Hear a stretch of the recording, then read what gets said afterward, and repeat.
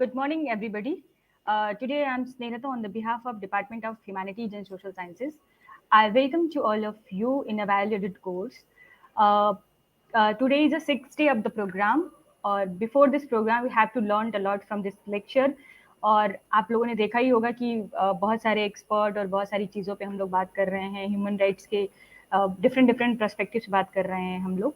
सो आज छठा दिन है और आई होप कि you have learned a lot from this ultimate and knowledgeable program like valued course, human right, a general perspective.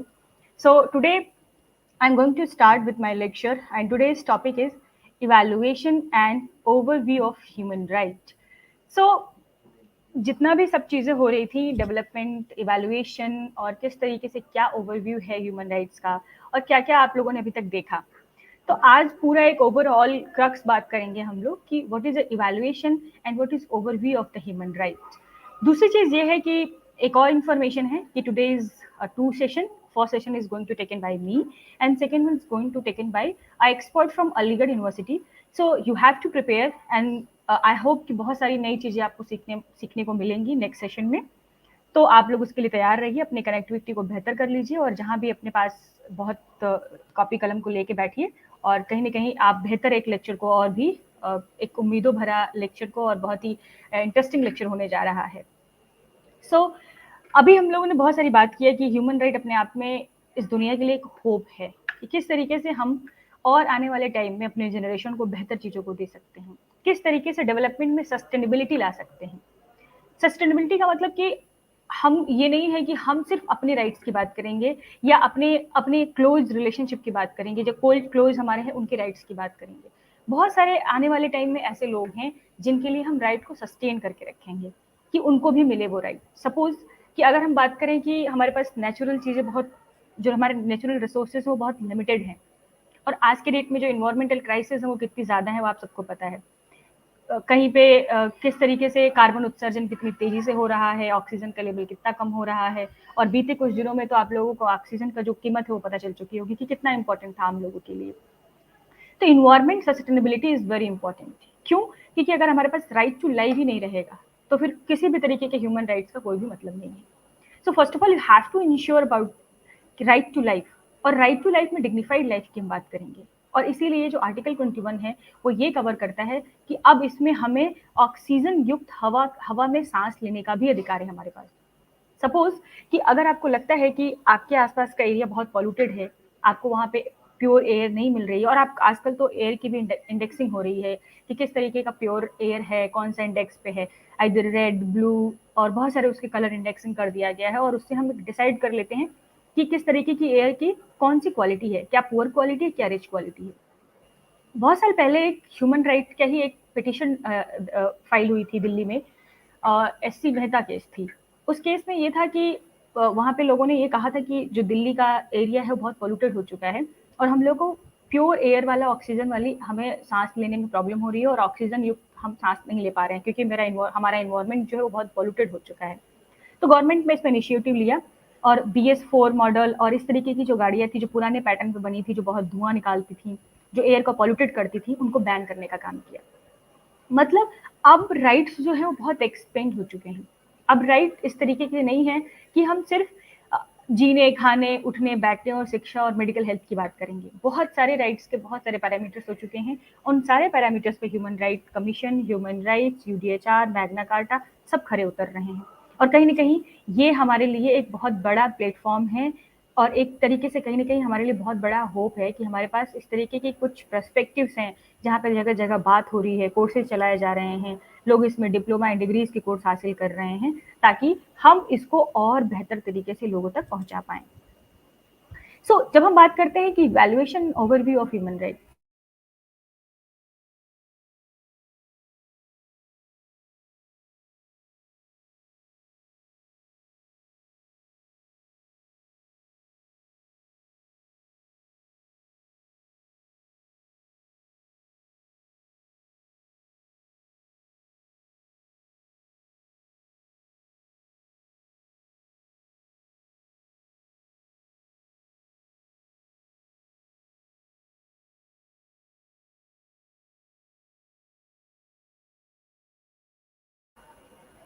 Yes. Sorry for delay. There is some technical problem. So let's start with uh, evaluation and overview of human rights. तो हम लोग बात कर रहे थे कि किस तरीके से हम ये इवैल्यूएट कर पाएँ कि ह्यूमन राइट हम सब लोगों के लिए कितना इम्पोर्टेंट है, कितना ज़रूरी है किसी भी ह्यूमन राइट्स के लिए। So right are something people demands और desire for their self development. It means we are urge for that कि we have a horizon for development. हम लोगों को नेचुरल राइट मिला है, हम लोग बॉर्न हुए हैं, उसके बाद बहुत सारे एस्पेक्ट्स हैं जिस पे हमको डेवलप करना है अपने आप को। तो human right is nothing but it is all about the desire of self development. और जब हम सेल्फ डेवलपमेंट कहते हैं तो बहुत तरीके के डेवलपमेंट यानी ओवरऑल डेवलपमेंट की बात करते हैं। और ओवरऑल डेवलपमेंट में education facility, medical facility, rights, fundamental rights, GPSP, ये सारे एस्पेक्ट अपने आप में इंपॉर्टेंट हैं जब हम बात करते हैं किसी भी तरीके की overview of the human rights की। Right are those standard without people which can not live in dignity. जब हम किसी से कोई भी राइट छीन लेते हैं, सपोज आप एग्जाम्पल की अगर बात करें तो if you talk about the Rohingyas, जो एक तरीके से उनके पास नेशन ही नहीं है, वो कहाँ जाएँ, कहाँ रहें, क्या खाएँ। एक बार को हमारे पास नेशन होता है, हमारे पास नेशनैलिटी होती है, तो ये तो हम कह सकते हैं कि हम सरकारों से अर्ज कर सकते हैं कि हमें पढ़ने, लिखने, खाने-पीने का अधिकार दीजिए। बट अब आप अगर आपके पास सरकार ही ना हो, देश ही ना हो, तो आप कहाँ जाएँगे? किसके पास जाएँगे? Then how can you talk about the development of the human being? Self development की क्या बात करेंगे? There is nothing. तो कहने का मतलब ये है कि जब तक हमारे पास ये सारी चीज़ें नहीं रहेंगी, तब तक हम डिग्निफाइड लाइफ की बात ही नहीं कर सकते हैं। इट मीन्स कि उन राइट्स की बात करते हैं, उन स्टैंडर्ड्स पे हम बात करते हैं कि इन चीज़ों के रहने पे ही हम डिग्निफाइड लाइफ को जी सकते हैं। अदरवाइज हम डिग्निफाइड लाइफ को जी नहीं सकते हैं। और human right, the basic essence of human right is dignified life and diversified life and respect all diversity and rights of all human beings. हम सबकी डाइवर्सिटी को रेस्पेक्ट करेंगे, हम सबकी डिग्निटी को रेस्पेक्ट करेंगे, हम सबके राइट को रिस्पेक्ट करेंगे। क्यों? क्योंकि जब हमें पता होता है कि हमारा कोई राइट वायलेट होता है तो हमें कितना प्रॉब्लम होती है, हम उसके लिए कुछ भी करने को तैयार होते हैं। तो just think about the another person कि अगर उसके राइट के साथ कोई इशू होगा तो वो किस तरीके से अपनी राइट्स को अवेल करने के लिए परेशान होता है। तब हमें लगता है कि हमारी राइट सब कुछ है। तो कहीं ना कहीं जो बेसिक एसेंस है ह्यूमन राइट्स का वो यही है कि you have to respect the diversity, you have to respect the dignity and you have to respect the all type of rights of all human beings. और इसी सेंस के साथ ह्यूमन राइट्स आगे कंटिन्यू करता है। एक बहुत बड़े फिलोसोफर हैं हॉबहाउस, वो कहते हैं कि right are what we may expect from others और others from us and all genuine tight और condition of social welfare. Hobhouse बहुत बड़े सोशलिस्ट फिलोसोफर हैं, पॉलिटिकल साइंटिस्ट हैं। वो ये कहते हैं कि राइट्स वो हैं जो हम दूसरों से एक्सपेक्ट करते हैं। सपोज हम अपने घर में जब रहते हैं तब अपने माँ बाप से उम्मीद करते हैं कि हमारे जो जो भी ख्वाहिशें हो वो उनको पूरी करें, हमें अच्छे कॉलेज स्कूल में पढ़ाएं, हमें अच्छी तालीम दिलाएं, हमें अच्छे कपड़े पहनाएं, हमें अच्छी यूनिवर्सिटीज़ में भेजें पढ़ने को, अच्छे शहर में भेजें। तो दीज आर द राइट्स। और ये किसी इंडिविजुअल राइट्स की हम बात कर रहे हैं कि हमें ये राइट्स हमें चाहिए और हम उम्मीद करते हैं उनसे कि ये सारे राइट्स हमें अवेल करने को उनसे मिलेगा। वैसे ही जैसे हम थोड़ा बाहर निकलते हैं तो हम स्टेट से डिमांड करते हैं, दिस इज फंडामेंटल राइट, कि हमें ये राइट्स मिलने चाहिए और उन राइट्स के ना मिलने पर हम ये कहते हैं कि वो स्टेट वेलफेयर स्टेट नहीं है जो हमें ये सारी सुविधाओं को ना दे पाए। और आज के डेट में सब्सिडाइज सब तरीके की बात हो रही है कि हमें सब्सिडाइज गैस सिलेंडर भी चाहिए, एजुकेशन सिस्टम भी चाहिए, हेल्थ फैसिलिटी भी चाहिए, फूड सिक्योरिटी भी चाहिए। तो ये सारे कॉन्सेप्ट में हॉबहाउस यही कहते हैं कि human right is nothing but it it's only aspect from others. And जब हम बात करते हैं कि एक सोशल वेलफेयर की कंडीशन में बात करते हैं कि ऐसा नहीं है कि उसमें सिर्फ किसी एक की राइट्स को हम सिक्योर करेंगे, हम सबकी सब तरीके की राइट्स पे ख्याल रखेंगे और उनकी सब तरीके की राइट को रिस्पेक्ट करेंगे। तो हॉबहाउस इसकी बात करते हैं। एक और बहुत बड़े फिलोसोफर है टॉमस पेन। टॉमस पेन अपने आप में जब फ्रेंच रिवोल्यूशन होता है और फ्रेंच रिवोल्यूशन में तीन जो बहुत मैजिकल वर्ड थे जिसको हम लोग कहते हैं फर्टर्निटी, इक्वलिटी एंड लिबर्टी, और यही वहीं से हम लोग ने भी लिया और अपने भी इंडियन कॉन्स्टिट्यूशन में हमने इसको शामिल किया और इसी बिहाफ पे हम पूरे राइट्स को सिक्योर करने की बात करते हैं और किसी भी तरीके की राइट को अवेल करने की बात करते हैं। तो जब फ्रेंच रिवोल्यूशन हुआ तो एक तरीके की एक क्रांति थी और उस क्रांति में इंडिविजुअल लिबर्टी को इंश्योर करने की बात की गई। उस क्रांति में फ्रीडम को इंश्योर करने का काम किया गया। तो कहीं ना कहीं अपने आप में ये पूरे वर्ल्ड में एक ऐसा लहर चली हुई थी कि अब लोगों को उनके जो अपने वैल्यूज हों उस पर उनको जीने को मिलेगा, वो हक उनको सब कुछ मिल पाएगा। तब थॉमस पेन कहते हैं कि a French first use the term human rights while translating the French Declaration of Rights of Man and Citizen from French to English।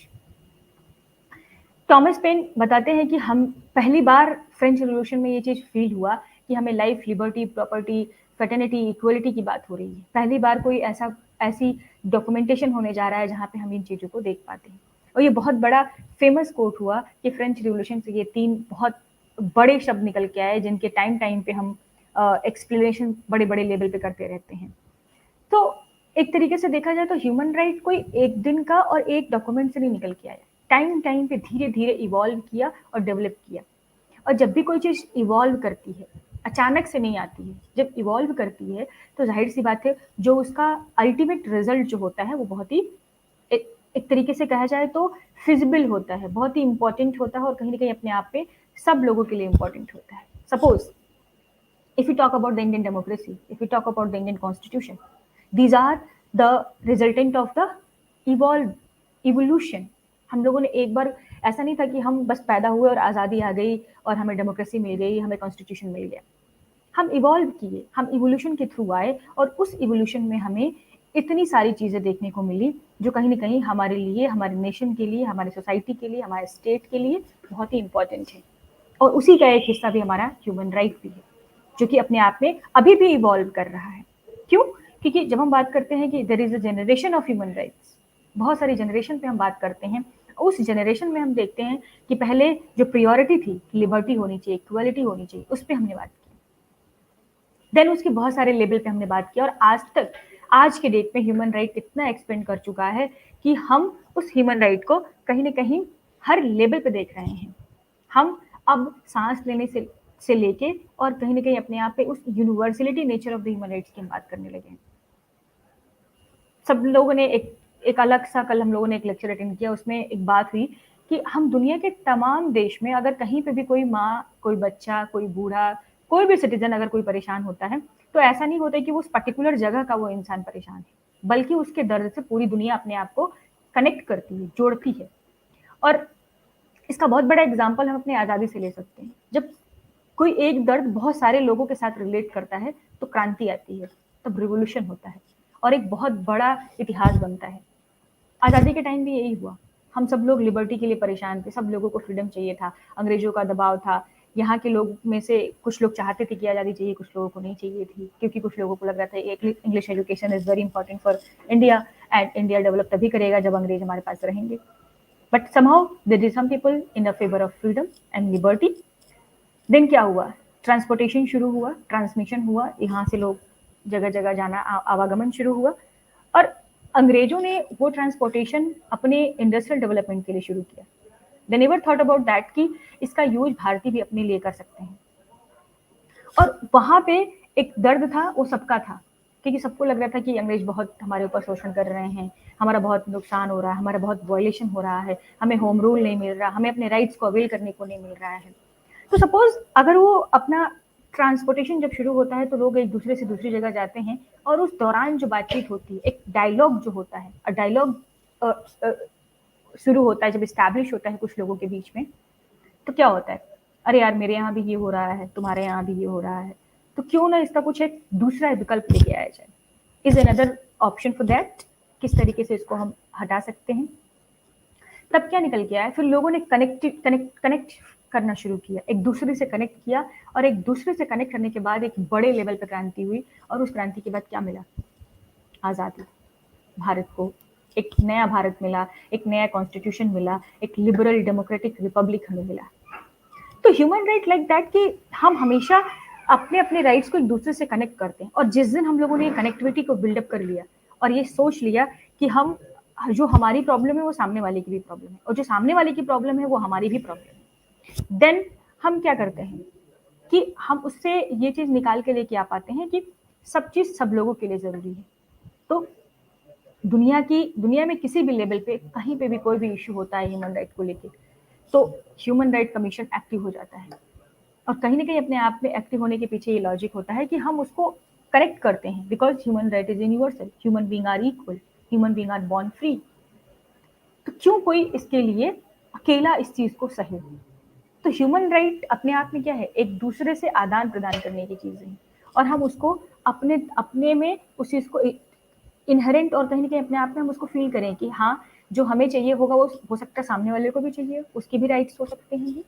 तो ये अपने आप में एक इवॉल्व हुआ, और इवॉल्व करते करते करते ह्यूमन राइट यहाँ तक आया है कि इसके बहुत सारे डेवलपमेंट होती हैं और बहुत सारे लेवल पे बात होती है। दूसरी चीज कि human right are the integrated board and covered by the wide range of rights. बहुत वाइड रेंज है इसका, इसीलिए इसके बहुत सारे जनरेशन हुए, बहुत सारे कन्वेंशन हुए, और कहीं ना कहीं अपने आप में हमने देखा कि इसमें अभी हम लोगों ने इतने सारे लेवल पे बात करना शुरू कर दिया ह्यूमन राइट के, कि किसी भी तरीके का कोई भी इशू कहीं पे होता है, लाइक हम जब बात करते हैं कि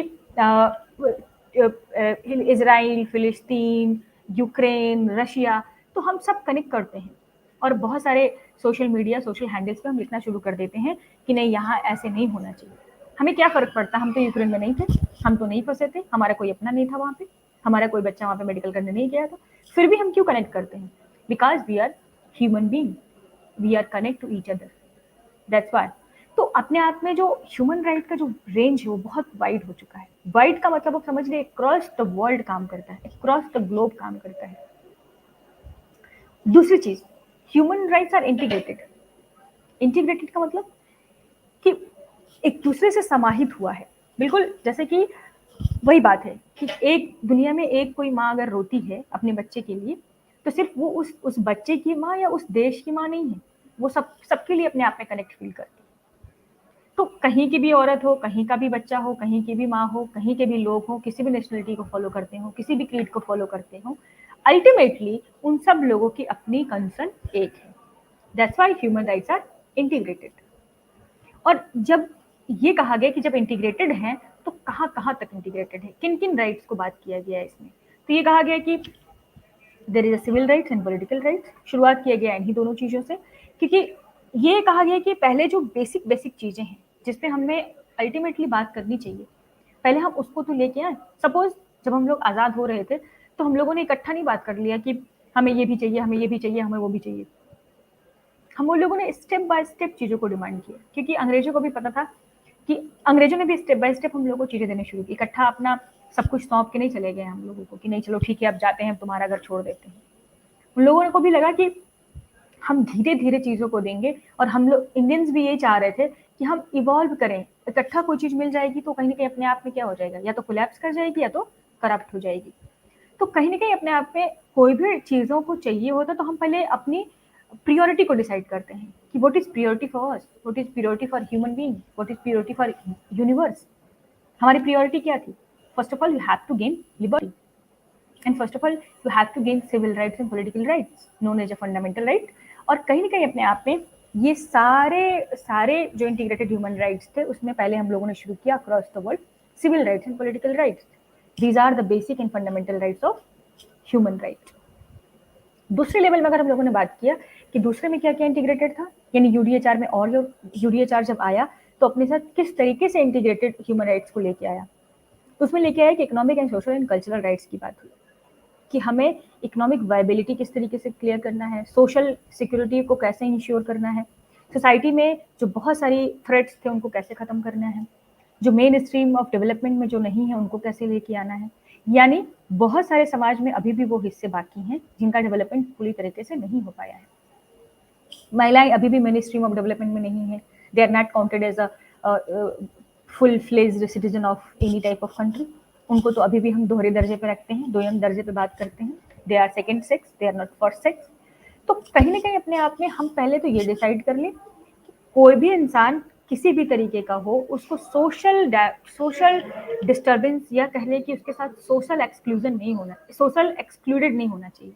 यानी एक्सक्लूजन की बात होगी, सब लोग एक साथ चलेंगे और विकास के मध्य में सबको आना है।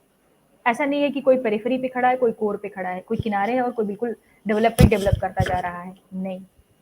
इसीलिए सोशलिज्म का कॉन्सेप्ट आया, और कहीं ना कहीं अपने आप में वो ये कहा कि all human being are equal और they are going to equally develop to yourself and your society and state. और जब हम सोशल की बात करते हैं कि मेन जो डेवलपमेंट के स्ट्रीम्स हैं सब में सब लोगों को होना चाहिए, ऐसा नहीं है कि कोई है और कोई नहीं है। तो सोशल हम एक्सक्लूजन की बात करेंगे और सबको एक साथ लेकर, जिसको हम लोग समावेशी विकास आज के डेट में कहते हैं। एक ज़माना था कि जहाँ पे लड़के-लड़कियाँ अलग-अलग पढ़ते थे, कोएड स्कूल्स बहुत कम होते थे, वो भी एक तरीके का अपने आप में ह्यूमन राइट का डेवलपमेंट ही कह सकते हैं। लड़कों का स्कूल अलग, लड़कियों का स्कूल अलग, और इसका रिजल्टेंट ये हुआ कि अ, दोनों अपने आप में जेंडर एक दूसरे को लेके सेंसिटाइज नहीं थे। हमें पता ही नहीं था कि सामने वाला क्या सोचता है, उसकी क्या मानसिकताएं हैं, किस तरीके से वो हमारे बारे में क्या सोचता है, हमको देखने के बाद वो क्या सोचता है। तो दोनों में ही क्या था, एकदम दूरियां थी। जैसे जैसे कोएड एजुकेशन को प्रमोट किया गया और आज के डेट में अंडरस्टैंडिंग का जो लेवल है एक मेल फीमेल में, या कह लें कि बिटवीन द जेंडर्स, वो काफ़ी इम्प्रूव हुआ है, बढ़ा है। और बहुत सारे रिसर्च इस बात को बताते हैं कि नहीं, coed education is very important for our society. क्यों? क्योंकि उसमें एक अलग से कोई कोर्स करने की जरूरत नहीं पड़ती है, यानी अलग से अपने बच्चों को बताने की जरूरत नहीं पड़ती है कि हमें आदमी औरत में भेद नहीं करना है, दोनों एक ही सिक्के के दो पहलू हैं और दोनों की बराबरी अपनी योग्यता होती है, दोनों एक ही जैसे हैं समाज में। तब कोई भी आदमी किसी भी औरत को ऐसे हवा की तरह नहीं देखेगा कि नहीं ये कौन सी चीज आ गई, और नहीं कोई औरत आदमी को किसी तरीके से देखेगा कि अरे नहीं, मुझे नहीं बात करना आपसे, आप तो हमसे अलग हैं। तो एक एक्सक्लूजन की बात की गई, फिर कोएड एजुकेशन शुरू किया गया। नेक्स्ट स्टेप इसका ये रहा कि बहुत बार देखा आप लोगों ने कि जो हमारे डिफरेंटिएबल बच्चे हैं या किसी तरीके से उनका कोई अलग सा उनका कोई नेचर है या अलग से दिखते हैं, तो हमने उनके लिए अलग से स्कूलों की व्यवस्था कर दी। इससे क्या हुआ कि वो ये चीज, जो नॉर्मल लोग हैं उन लोगों ने ये समझा ही नहीं कि डिफरेंट लोगों के साथ कैसे हमें पेश आना है, कैसे हमें उनसे बातचीत करनी है। तो ह्यूमन राइट का एक ये भी एस्पेक्ट दिखाई पड़ता है कि हमें एक्सक्लूसिव बात होने लगी है। अब क्या है कि अब गवर्नमेंट पॉलिसीज में ये भी अपने आप में शामिल होने लगा है कि हमें एजुकेशन में एक्सक्लूजन को लेके आना है। हमें लड़का लड़की डिफरेंटिएबल नॉर्मल सब लोगों को एक साथ एजुकेट करना है, ताकि एक दूसरे की कमी बेसी को समझ पाए। और जब इंसान एक दूसरे की नफा नुकसान को समझता है तो फिर वो क्या करता है, बहुत सिंसियर हो जाता है कि हमें क्या करना है, और बहुत करीबी से समझता है उन चीज़ों को। और जब तक नहीं देखा रहता तब तक लगता है कि अरे अंधे लोग कैसे काम करते होंगे, जिनके पैर नहीं होते वो कैसे काम करते होंगे, जिनके हाथ नहीं होते होंगे वो कैसे काम करते होंगे, जो सुन बोल नहीं पाते होंगे वो कैसे रहते होंगे। सब लोग रहते हैं, और जब सब लोग साथ में रहते हैं तो एक दूसरे के साथ कोरिलेशन को बिल्डअप करते हैं और फिर लाइफ बहुत ईजी हो जाती है। अदरवाइज राइट्स की तो बात ही छोड़ दीजिए, जीवन ऐसा लगेगा कि बहुत भारी है। और फिर हम लोगों ने एक तरीके से कोएड से हमने एक्सक्लूजन की तरफ आए और हम हर तरह के बच्चों को अब साथ रख के पढ़ाने की बात करते हैं कि हम सब लोग एक साथ रह के पढ़ेंगे, एक साथ एक्सक्लूजन होगा सबका, एक साथ डेवलपमेंट होगा सबका। तो अपने आप में जो ह्यूमन राइट्स है वो इंटीग्रेटेड तो ही है ही, एक्सक्लूसिव भी है, बहुत सारे लोगों को एक साथ लेके चलती है। अब जब इतनी सारी बात हो रही थी, जब हम लोग ओवरव्यू की बात करते हैं तो उसमें कहीं ना कहीं हम ये भी बात करेंगे कि क्या ह्यूमन राइट का जो ओवरव्यू आया उसमें हमने कहीं ना कहीं अपने आप में उसके क्या क्या फीचर्स हैं, किस तरीके से हम उसको इवेल्युएट कर पाएंगे कि is human right is reality, is human right is going to secure our rights, किस तरीके से वो हम लोगों के लिए काम करेगा। तो जब हम इस पे बात करते हैं तो कहीं ना कहीं अपने आप में एक चीज निकल के आती है कि हम उसमें देखें तो पहले कि क्या क्या उसकी अच्छाइयाँ हैं, क्या क्या उसके फीचर्स हैं, किस तरीके से ह्यूमन राइट काम करता है, और क्या क्या उनमें हमें देखने को मिलता है। तो अगर पहली बात करें तो first of all the human right in nature is inherent. Inherent का मतलब कि अपने आप में ह्यूमन राइट जो बहुत नेचुरल है, बहुत ऑब्वियस है। हम लोगों ने जब ह्यूमन राइट का डेवलपमेंट देख रहे थे तो हम लोग देखे थे कि rights are divided in the 3 type of step. First of all is natural right, then fundamental right, then human right. मतलब कि हम स्टेप बाय स्टेप चलें तो ये इवॉल्व करता हुआ कैसे आगे बढ़ाता है। तो जो पहला इसका अपने आप में एक इवेल्युएशन में हम लोग कर पाते हैं तो ये देखते हैं कि क्या ह्यूमन राइट कैसा दिखता है, कैसा होगा। तब हम बात करते हैं कि ह्यूमन राइट इज इनहेरेंट, और अपने आप में ये सबसे ज्यादा आउटस्टैंडिंग कैरेक्टरिस्टिक्स है अपने आप में ह्यूमन राइट का। क्यों? क्योंकि जब हम ये सोच लेते हैं कि इसका होना, इंसान का होना, उसके राइट का उसके साथ होना है अपने आप में, तो फिर किसी से भी ये मांगने की जरूरत नहीं है, किसी भी तरीके की डॉक्यूमेंटेशन की जरूरत नहीं है। हमें पैदा होते हुए सांस लेने का अधिकार है, खाने का अधिकार है, बढ़ने का अधिकार है, हमारे पास पेरेंट्स हैं, उनके पेरेंटिंग का अधिकार है हमारे पास। तो कहीं ना कहीं अपने आप में ये उसका अपने आप एक आउटस्टैंडिंग कैरेक्टरिस्टिक है, और इसके साथ ह्यूमन राइट आगे बढ़ता है। और ये भी कहा जाता है कि ये कोई चैरिटी नहीं हो रही है कि हम कोई चैरिटी कर रहे हैं, अपने आप में एक सोशल सिस्टम को हम बिल्डअप कर रहे हैं ताकि लोग एक दूसरे की इस नेचुरल अंडरस्टैंडिंग को समझ पाए कि ह्यूमन राइट है और होता है, और इसे ऐसे ही आगे बढ़ना है। क्यों? क्योंकि इसका एक बेसिक लाइन जो कहा गया, वो कहा गया कि every man is by born entitled to the these rights. हर इंसान पैदा होते हुए कुछ राइट के साथ पैदा होता है, और जिस दिन वो पैदा होता है उसके कुछ राइट्स अपने आप अवेल करना शुरू कर देता है। उसे उसके लिए किसी डॉक्यूमेंटेशन, किसी नेशनैलिटी की जरूरत नहीं होती है, और ना ही किसी सरकार और किसी देश की जरूरत होती है। तो कहने का मतलब है कि ह्यूमन राइट का जब ये बात किया गया कि क्या क्या हम इवेल्युएट कर पाए, जैसे हम फंडामेंटल राइट की बात करते हैं तो कहते हैं कि फंडामेंटल राइट इज, अगर उसका वायलेशन होता है तो हम जस्टिएबल है कि नॉन जस्टिएबल है, किस तरीके का है, लिमिटेड है कि अनलिमिटेड है, यूनिवर्सल है कि कैसा है। तो वैसे ही जब हम बात करेंगे कि ह्यूमन राइट को कैसे हम इवेल्युएट कर पाए, तो ये हम कहेंगे कि ह्यूमन राइट आर इनहेरेंट। और इनहेरेंट में ये है कि every man is by born entitled by the some rights. और इसी के साथ ये कहा जाता है कि ये कोई चैरिटी नहीं कर रहे हैं, ये कोई एक तरीके से कह लें कि कुछ मांगने की चीज नहीं है, हमें ह्यूमन होने के नाते ये कुछ चीजें ऐसे ही मिल जाती हैं। दूसरा इसका जो अपने आप में एक आउटस्टैंडिंग कैरेक्टरिस्टिक्स है वो ये है कि नॉट एक्सचेंजेबल। नॉट एक्सचेंजेबल का मतलब ये है कि हम किसी को मतलब हैंड ओवर नहीं कर सकते हैं, भाई जो मेरा राइट है वो है और आपको देना पड़ेगा किसी भी at any cost. So human right is not exchangeable and not transferred. ऐसा नहीं है कि अगर हमारे पास सांस लेने का अधिकार है तो हम तुम्हें ट्रांसफर कर दें। सबका अपना अपना अधिकार है, और इसीलिए ये सबको बराबर बराबर तरीके से मिलना चाहिए, और जो जहां पे जिस तरीके से इसको अवेल कर सकता है उसे अवेल करना चाहिए।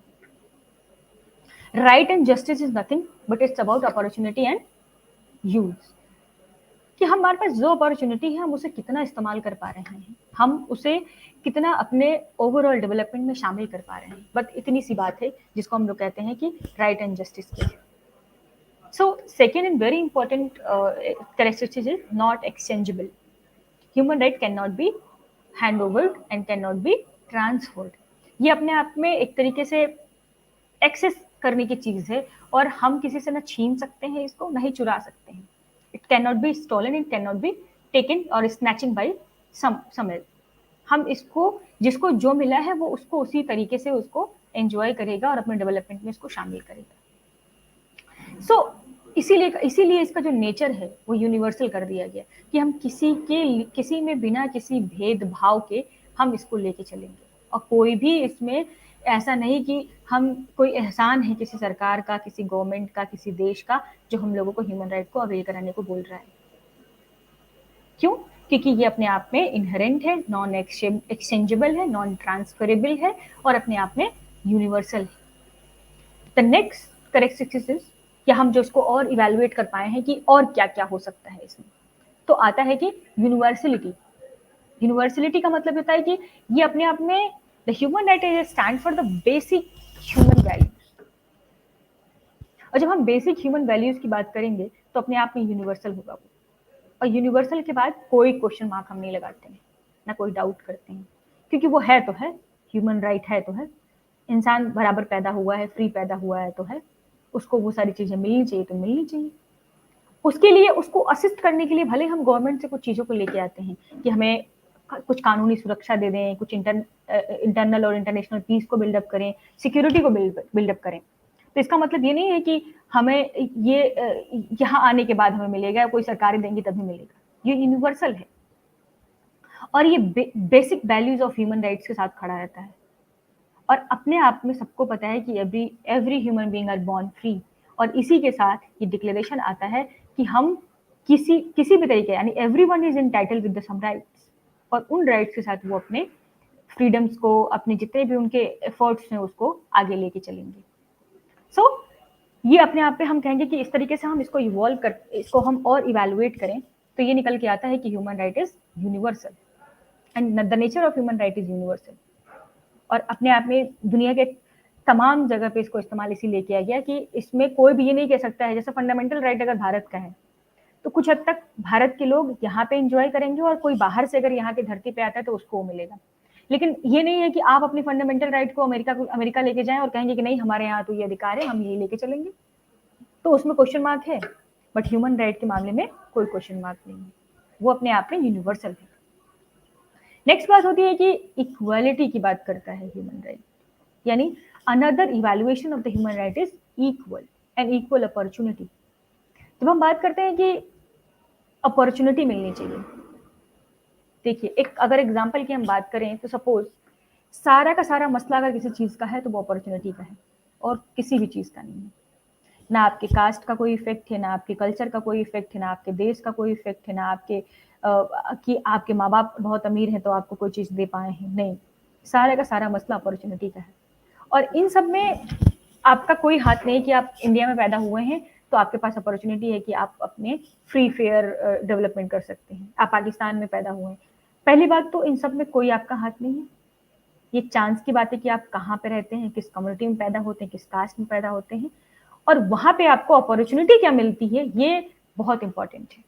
Opportunity is very important to avail the human rights, because अगर आप कहीं पे भी रहें और अगर आपको स्कूल जाने की अपॉर्चुनिटी ही ना मिले, देन व्हाट कैन डू, आपके हाथ में कुछ भी नहीं है। और जब आपको अपॉर्चुनिटी मिलती है तो बड़ी से बड़ी और छोटी से छोटी राइट्स को आप बड़ा कर ले जाते हैं और बड़ी से बड़ी चीजों को हासिल कर पाते हैं। तो the matter is very important and the things is very important कि आपको अपॉर्चुनिटी मिली है कि नहीं मिली है। सपोज अगर क्लास में दो बच्चे एक साथ हैं या समाज में कहीं पे भी आप एग्जाम्पल के रूप में ले लें, तो दो लोग एक साथ किसी चीज को शुरू कर रहे हैं और एक को बहुत अच्छा मौका मिलता है अपने आप को एक्सप्लेन करने का और वो अपने को एक्सप्लोर करके आगे लेके चला जाता है, और दूसरे वाले को मौका नहीं मिलता है, और जबकि क्वालिफिकेशन और क्वालिटी दोनों में बराबर है। यहाँ पे क्या अंतर पैदा कर रहा है, मौका, किसी को मौका मिला और किसी को मौका नहीं मिला। तो ह्यूमन राइट ये कहता है कि सबसे पहले हमें ये rights are refer to equal enjoyment of opportunity and resources to all.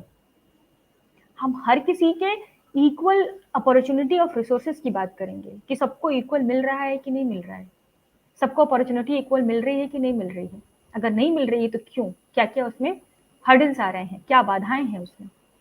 और उन्हीं सब चीज़ों के लिए हम लॉ एंड ऑर्डर्स को लेके आते हैं और उसी से हम इम्प्रूव करते हैं कि किसको मिलना चाहिए किसको नहीं मिलना चाहिए। फिर उसमें बहुत सारे स्टेप्स आते हैं और हम उसमें अगर गए तो बहुत बड़ा उसमें एक लेक्चर हो सकता है। इसका एग्जाम्पल हम एक तरीके से रिजर्वेशन से ले सकते हैं कि वो भी एक तरीके का बाद में दिया गया मौका है किसी को कि ठीक है अब लो तुम अपना डेवलपमेंट करो। तो ये सारे छोटे छोटे मुद्दे पे अगर हम बात करेंगे और छोटी छोटी चीज़ों का अगर हम बहुत कीन ऑब्जर्वेशन के साथ चलें तो ह्यूमन राइट को हम बहुत आसानी से समझ सकते हैं और ये समझ सकते हैं कि ह्यूमन राइट कितना इंपॉर्टेंट है हमारे समाज के लिए, हमारे देश के लिए, हमारे पूरे वर्ल्ड के लिए। सो अपने आप में ह्यूमन राइट का जो इक्वलिटी का एक कॉन्सेप्ट आया वो इसीलिए है कि all human being have equal opportunity to enjoy the opportunity and resources. और कहीं ना कहीं अपने आप में जब हम रूल ऑफ लॉ की बात करते हैं, रूल ऑफ लॉ डाइसी का कॉन्सेप्ट है और डाइसी ने बताया था कि रूल ऑफ लॉ का मतलब होता है कि उसके अलावा कोई भी लॉ सिग्निफिकेंस नहीं है, सिर्फ और सिर्फ रूल ऑफ लॉ करेगा और वो किसी के साथ कोई भी डिस्क्रिमिनेशन नहीं करेगा क्योंकि उसकी फिलॉसफी क्या है, लॉ से काम करना। तो इक्वालिटी तभी हम गेन कर पाएंगे जब हम बात करेंगे कि सबको इक्वल अपॉर्चुनिटी हो और कहीं ना कहीं अपने आप में हर किसी को रिसोर्सेज का इक्वल डिस्ट्रीब्यूशन हो, और दूसरी चीज कि हर कोई अपने आप में किससे गाइड हो, किससे वो लीड करे, रूल ऑफ लॉ से, और किसी भी चीज से कोई भी गाइडेंस ना किया जाए। तो अपने आप में वो क्या होंगी, वो चीजें सबको मिलेंगी। इसके बहुत सारे एग्जाम्पल से आप दे सकते हैं, अगर इसको समझने की कोशिश करें तो बहुत आसानी से आप समझ सकते हैं कि इक्वलिटी और इक्विटी में क्या अंतर है, किस तरीके से दोनों एक दूसरे की पूरक हैं, किस तरीके से अपॉर्चुनिटी एंड इक्वलिटी में एक दूसरे के साथ क्या है, कोरिलेशन है। तो evaluation of the human right is an equality, ये इक्वालिटी पे जोर देता है। दूसरी चीज फिजिबिलिटी क्या है, is human right is feasible, is human right is possible to do, yes. अगर फिजिबल नहीं होता, पॉसिबल नहीं होता तो इतना बड़े बड़े मैग्ना कार्टा और इतना बड़ा डिक्लेरेशन 1948 में नहीं आता। इट मीन्स कि ह्यूमन राइट की फिजिबिलिटी है, और उसको हम कहीं ना कहीं एक दूसरे के साथ शेयर कर सकते हैं और एक दूसरे को बता सकते हैं कि हाँ ऐसा दिखता है तो ऐसा होना चाहिए। अगर सड़क पे एक आदमी खड़ा है और उसका अधिकार ये है कि उसको शांति से खड़े रहने दिया जाए, तो ये दिखता है, ये पॉसिबल टू डू है। उसको बिना किसी परेशानी के हम एक मतलब अगर कोई काम कर रहा है वो या कहीं किनारे अपना कुछ कर रहा है, तो उसका बीइंग अ सिटीजन उसके राइट्स हैं कि वो ठीक है अपना काम कर रहा है, तो उसको हम कोई छेड़छाड़ ना करें। स्टेट का कोई अधिकार नहीं है या किसी और का कोई वो नहीं है कि वो जाए जबरदस्ती उसके साथ मारपीट करे। ये फिजिबल है। अगर हमें शांति और पीस डेवलप करना है क्योंकि वो सबके लिए फायदेमंद है, तो ये फिजिबल है।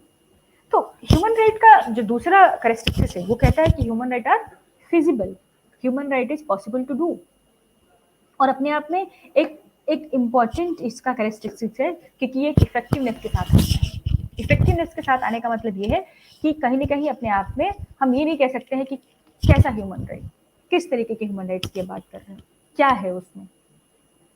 तो जब हम कहते हैं कि नहीं human right is possible to do, human right is feasible, और कहीं ना कहीं हम इसे देख सकते हैं और बता भी सकते हैं, ये कोई हाइपोथेटिकल एब्स्ट्रैक्ट नहीं है, कोई हाइपोथेटिकल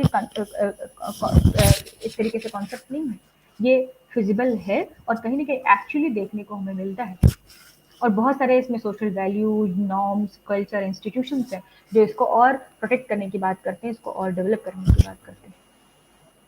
तो कहीं ना कहीं अपने आप पे फिजिबिलिटी भी है। तो पूरा एक इवैल्यूएशन से हमें हमें देखने को मिला ये कि human right are inherent, human right are universal, human right are in characteristics is equal, human right are feasible. और इन सारी चीज़ों से हमें ये चीज़ देखने को मिलती है कि if human right is possible to do, it means ये है पॉसिबल। और दूसरी चीज़ कि जब हम ये समझ लेते हैं कि हमारे राइट्स उतने ही इंपॉर्टेंट है जितने दूसरे के राइट्स, हमारी डाइवर्सिटी उतनी ही हमारे हमें अच्छी लगती है जितनी दूसरे की डाइवर्सिटी। यानी कोई देखने में कैसा है, किस लिंग को है, किस जेंडर को बिलोंग करता है, किस देश का है, इससे हमें कोई फर्क नहीं पड़ता, बल्कि फर्क इससे पड़ना चाहिए कि वो किस तरीके के किस तरीके उसका क्या राइट्स है और क्या उन राइट्स को वो अवेल कर पा रहा है या नहीं कर पा रहा है। तो the basic essence of human right is availability of human right in any cost. किसी भी तरीके का कोई भी डिस्क्रिमिनेशन बर्दाश्त नहीं किया जाएगा। कि आप महिला हो तो महिला होने के नाते ऐसा नहीं है कि आप बीइंग अ वुमेन आपको ये काम नहीं करना है, वो आप आपके पास राइट्स है, आप उसको करिए। सो कहीं ना कहीं अपने आप में यूनिवर्स इतने सारे हम अगर हम स्टेप बाय स्टेप चीज़ों को देखें तो ह्यूमन राइट बहुत क्लियर है। बट बार बार एक दो हम लोगों को क्रिटिसिज्म भी देखने को मिलता है। सपोज अगर कोई भी ऐसे मुद्दे आते हैं और जो ह्यूमन राइट कमीशन बनाए गए हैं, नेशनल ह्यूमन राइट कमीशन बनाया गया है, स्टेट ह्यूमन राइट कमीशन बनाया गया है, वो कितना एक्टिवली पार्टिसिपेट कर रहा है, क्या वो लोगों के लिए आवाज उठाता है कि नहीं उठाता है। बहुत सारे लोगों के इस पे क्वेश्चन मार्क है। तो उस क्वेश्चन मार्क के ये साथ कहीं ना कहीं हम देखें तो ये डिपेंड करता है कि हम कितना अवेयर हैं। Being a citizen, you are aware और not, you have to uh, knowledge about कि what's your right and what you are going to explore and किस तरीके से आप उसको अवेल करके अपने डेवलपमेंट कर पाएंगे। तो इन सारी चीज़ों को देखने के लिए हमें कहीं ना कहीं हमें बहुत सारे लेवल पे क्रॉस चेक करना पड़ेगा कि किस तरीके से across the world human right हम वेरीफाई कर पा रहे हैं, कैसे हम उन चीज़ों को देख पा रहे हैं। तो कहीं ना कहीं इन सारी बातों से ये समझ में आया है कि ह्यूमन राइट अपने आप में धीरे धीरे इवॉल्व कर रहा है और still it's evolving, still it's going to develop. और इसलिए क्योंकि हर सोसाइटी, हर टाइम, हर फ्रेम का अपना एक डिमांड होता है और उस डिमांड के साथ ह्यूमन राइट को हम फुलफिल करने का काम करते हैं। सो इतनी सारी चीज़ों के साथ ये निकल के आता है कि कहीं ना कहीं अपने आप में एक अभी भी हम लोगों के पास पूरी दुनिया को बचाने के लिए एक ऐसा प्लेटफॉर्म है जिसको हम कहते हैं the concept of human right. और वो अपने आप में क्या है, एक तरीके से हम लोगों के लिए एक ऐसा हथियार साबित होता है जो हम कहीं भी रहें, किसी भी कोने में बैठे रहें, हम किसी के राइट्स के लिए भी आवाज़ उठाने का काम करते हैं।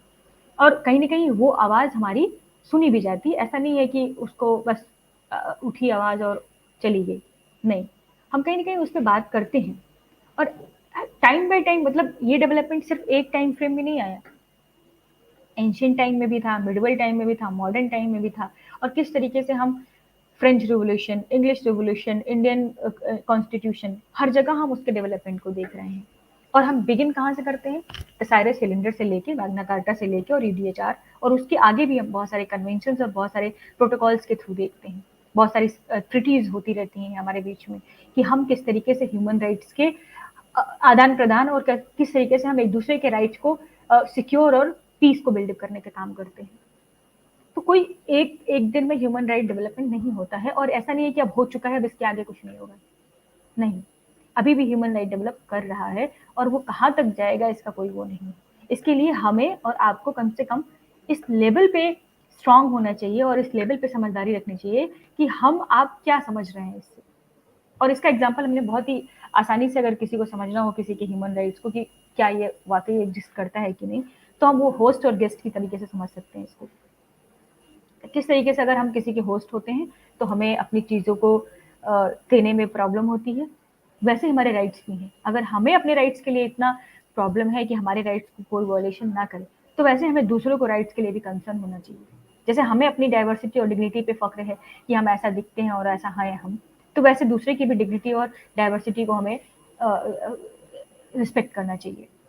और जब ये इन मतलब बिटवीन ह्यूमन टू ह्यूमन ये सारी चीज़ें होने लगेंगी, तो किसी भी सरकारों की और किसी भी इस तरीके की किसी की ज़रूरत नहीं है।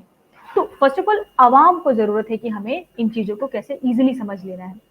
कैसे हम एक दूसरे की भावनाओं और इस एक दूसरे के अधिकारों को समझ के एक दूसरे के साथ किस तरीके से हम एक ह्यूमन बीइंग और इक्वल ह्यूमन बीइंग की बात करने लगते हैं।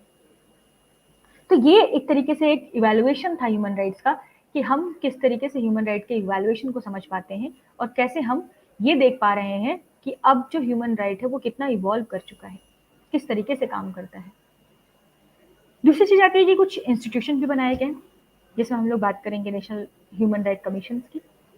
तो वो ह्यूमन राइट कमीशन सबको पता है कि 90s के दशक में क्या हुआ। एलपीजी आया, लिबरलाइजेशन, प्राइवेटाइजेशन, ग्लोबलाइजेशन। जब लिबरलाइजेशन आया तो उसके पहले दुनिया के तमाम देशों में आ चुका था, लेकिन भारत उस चीज़ को अडॉप्ट नहीं किया था। लेकिन भारत ने 90 के बाद अडॉप्ट किया, 90 के दशक में, और तब बहुत सारी चेंजेस आए समाज में, इकोनॉमिक सेक्टर में, स्टेट के सेक्टर में, लिबरलिज्म के सेक्टर में, लोगों की वैल्यूज के सेक्टर में। तो उसमें एक चीज़ निकल के आया कि जगह जगह हमें जब तक हम किसी के महिलाओं से रिलेटेड कोई इशू को हम सुनते नहीं थे, इंसानों के साथ क्या प्रॉब्लम हो रही है हम उसको कुछ समझते नहीं थे, तब हम क्या किए कि अब ये हुआ कि नहीं भाई, एसटी एसटीज के लिए कमीशन बनेगा, ओबीसी कमीशन बनेगा, महिला कमीशन बना, और उसी के साथ एक और कमीशन बना जिसको हम लोग कहते हैं कि नेशनल ह्यूमन राइट कमीशन, यानी एनएचआरसी।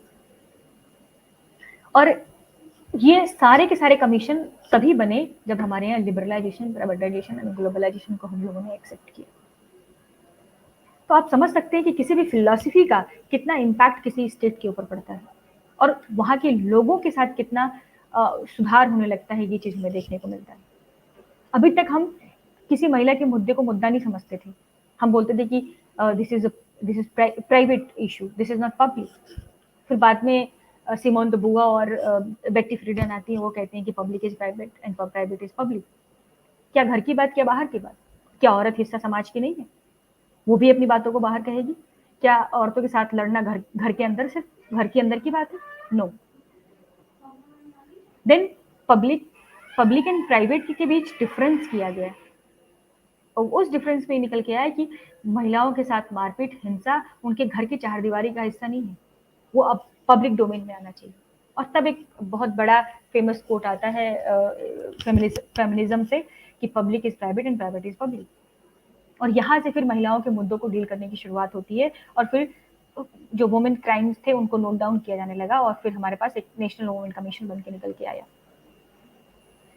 फिर एक और चीज निकल के आई इसी दौर में, फेमिनिज्म के दौर में, कि सिमोन द बुआ कहती है कि the women is not born, महिलाएं पैदा नहीं होती बल्कि बनाई जाती हैं, they are made by the society. और सोसाइटी क्यों कहती है ऐसा? क्योंकि उनको पता है कि this is a reason of socialisation. हम किसी के साथ किस तरीके से काम करेंगे, किसको किस लेवल पे मोल्ड कर ले जाएंगे, वो सब क्या है, समाज का हिस्सा है। और महिलाएं, जो हमारा जो बायोलॉजिकल डिफरेंसेस जो हैं वो हैं, लेकिन ये नहीं था कि तुम कौन सा काम करोगी, तुम घर के बाहर काम करोगी कि घर के अंदर काम करोगी, ये कौन डिसाइड करता है?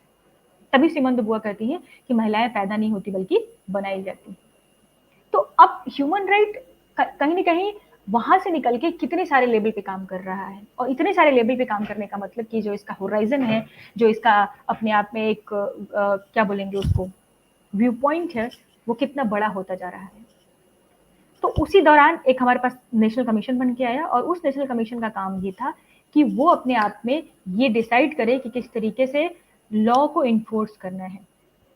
अगर किसी ह्यूमन राइट का वायलेशन हो रहा है तो किस तरीके से उसको हमें सिक्योर करना होगा, हमें कैसे एक विसिल ब्लोअर की तरह, एक नाइट वॉचमैन की तरह हमें देखना होगा कि कहाँ किसके साथ क्या प्रॉब्लम हो रही है।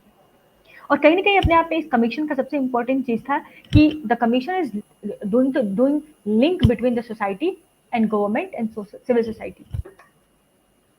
ये तीनों के बीच में एक लिंक बनाने का काम कर रहा था। अभी तक क्या था कि समाज में क्या हो रहा है वो कुछ लोगों को पता होता था, कुछ लोगों को भी नहीं पता था कि हम जाए कहाँ। बट आज के टाइम में क्या है कि सिविल सोसाइटी, गवर्नमेंट और एनजीओज, लोग बहुत लेवल पे काम कर रहे हैं, और एक दूसरे से जो कमीशन है वो अपने आप में कनेक्टिविटी को डेवलप करता है, जिससे कि कहीं ना कहीं अपने आप में एक प्रोटेक्शन गैप जो था उसका एक पुल बन पाया। अब लोगों की जो प्रॉब्लम होगी उसको सॉल्व करने की बात की जाएगी। अपने आप में ये कमीशन बनने के पीछे बहुत सारे लॉजिक्स थे, बहुत सारी चीज़ों पे ये काम किया गया। दूसरी चीज़ था कि ये अपने आप में एक इस कमीशन को इसलिए भी इम्पावर किया गया कि पर्टिकुलरली ये social, economic and cultural rights को कैसे सिक्योर करेगा। फंडामेंटल राइट्स जो थी वो तो सिक्योर हो रही थी, उसमें कोई इशू नहीं था, क्योंकि we have constitution, we have fundamental right, we have judiciary, और ये सब मिलके हम लोग उसको, उस इश्यूज को सॉल्व कर रहे थे। But social, cultural, political rights का क्या होगा, वो कैसे सिक्योर किए जाएंगे, क्योंकि these are the part of human rights. और अपने आप में ये ह्यूमन राइट्स के बहुत बहुत बेसिक एसेंस थे जिनके साथ हम चल रहे थे। तो ये हुआ कि इस तरीके के कमीशंस को डेवलप किया जाएगा, और इन सारे कमीशंस जो होंगे वो एम्पावर्ड होंगे इस तरीके के पर्टिकुलर राइट्स को सिक्योर करने के लिए। और जब ये अपने आप में वायलेशंस को क्लियर करते जाएंगे तो अपने आप में क्या होगा, बहुत जो केसेस होंगी वो कम होती जाएंगी, और ह्यूमन राइट अपने आप में और फ्लरिश करेगा और नरिश करेगा, और बहुत सारे लोगों के अपने बहुत सारे लोगों के क्या होंगे, वो कहीं ना कहीं अपने आप पे और आगे तक लेके जाएंगे, और किसी भी लेवल पे हम किसी भी डिस्क्रिमिनेशन को फेस नहीं करेंगे। We are going to explore all the equality, liberty and fraternity along the people. हम कोई कोई डिस्क्रिमिनेशन किए बिना हम सारे काम को कंटिन्यू करेंगे, उसमें ऐसा हमें कतई नहीं दिखाई पड़ेगा कि हमें क्या करना है और क्या नहीं करना है। हम ये, कई बार होता है कि समाज में बहुत सारे ऐसे ऐसे ग्रुप, ऐसे ऐसे क्लास हैं जो इस संकोच में अपनी बातों को नहीं कह पाते हैं, और या इस संकोच में कहीं ना कहीं वो चीजें नहीं अवेल कर पाते हैं, क्योंकि उनको लगता है कि हम, हमारे साथ यही होना है। कई बार महिला अपने राइट्स के लिए आवाज इसलिए नहीं उठा पाती है क्योंकि उसको लगता है कि बीइंग अ वुमेन हमें ये फेस करना है, हम इसीलिए हैं। बहुत बार छोटे कास्ट के लोग अपनी बातों को मुखर तरीके से नहीं बोल पाते हैं, क्योंकि उनको लगता है कि हमारी हमारी जाति में पैदा होने के लिए यही होता है, ऐसा ही होना है हमारे साथ। बच्चा सोचता है कि हम तो बच्चे, हमारे कौन से राइट्स होते हैं, तो उसके साथ चाइल्ड अब्यूज बहुत होता है। बहुत बार बच्चों के साथ बहुत तरीके की चीजें होती हैं और वो बता नहीं पाता, उसको लगता है हम तो बच्चे, हम किसको बताने जाए, हमें क्या पता है। तो ह्यूमन राइट्स ये कहता है कि नहीं, अब कोई किसी भी तरीके का कोई भी एक्सप्लॉयटेशन, कोई भी डिस्क्रिमिनेशन को बर्दाश्त नहीं किया जाएगा। अब हर किसी को आवाज उठाने के अधिकार है, और हर किसी के अपने राइट को सिक्योर करने के लिए बहुत सारी चीजें आ चुकी हैं। अब हमारे पास चाइल्ड सिक्योरिटी है, हमारे पास फूड सिक्योरिटी है, हमारे पास फंडामेंटल राइट है, हमारे पास ह्यूमन राइट्स है, और वो सारे इंटाइटल्ड है हर किसी से। यानी अब ये नहीं कहना है कि हम, हमारे साथ तो यही होना, नहीं। आप, इंसान सब जगह के एक हैं, और इस ये होने के लिए उनके पास नहीं है, उनके पास बहुत सारी चीजें करने को हैं। तो कहीं ना कहीं अपने आप में ह्यूमन राइट आने के बाद बहुत सारे चेंज दिखाई पड़े। तो अभी तक के डेवलपमेंट एंड ओवरव्यू में हम ये देख सकते हैं कि human right is very important for the human being and human welfare. And if human right is going to availed by every people of the society, of the across the world, so there is no discrimination, there is no exploitation, there is that it will be lead to the egalitarian society, और हम एक equal society को lead कर सकते हैं जहाँ पे कोई भी भेद ना हो। फिर हम मार्क्स की, लेनिन की, स्टालिन की, गांधी की, नेहरू की, हर किसी की बात को सच कर सकते हैं। जो लोग बात करते थे कि हमें एक ऐसा समाज चाहिए जिस समाज में कोई भी भेदभाव ना हो, जो समाज अपने आप में बिना किसी हर्डल्स के चले, बैरियर फ्री होके काम करें, तो हम अपने अपने लेवल पे अपने अपने राइट्स को लेके अवेयर हो जाएं और दूसरे के राइट्स को रिस्पेक्ट करना शुरू कर दें, तो अपने आप ये सारी जो मसले हैं वो बहुत आसानी से सॉल्व कर किए जा सकते हैं.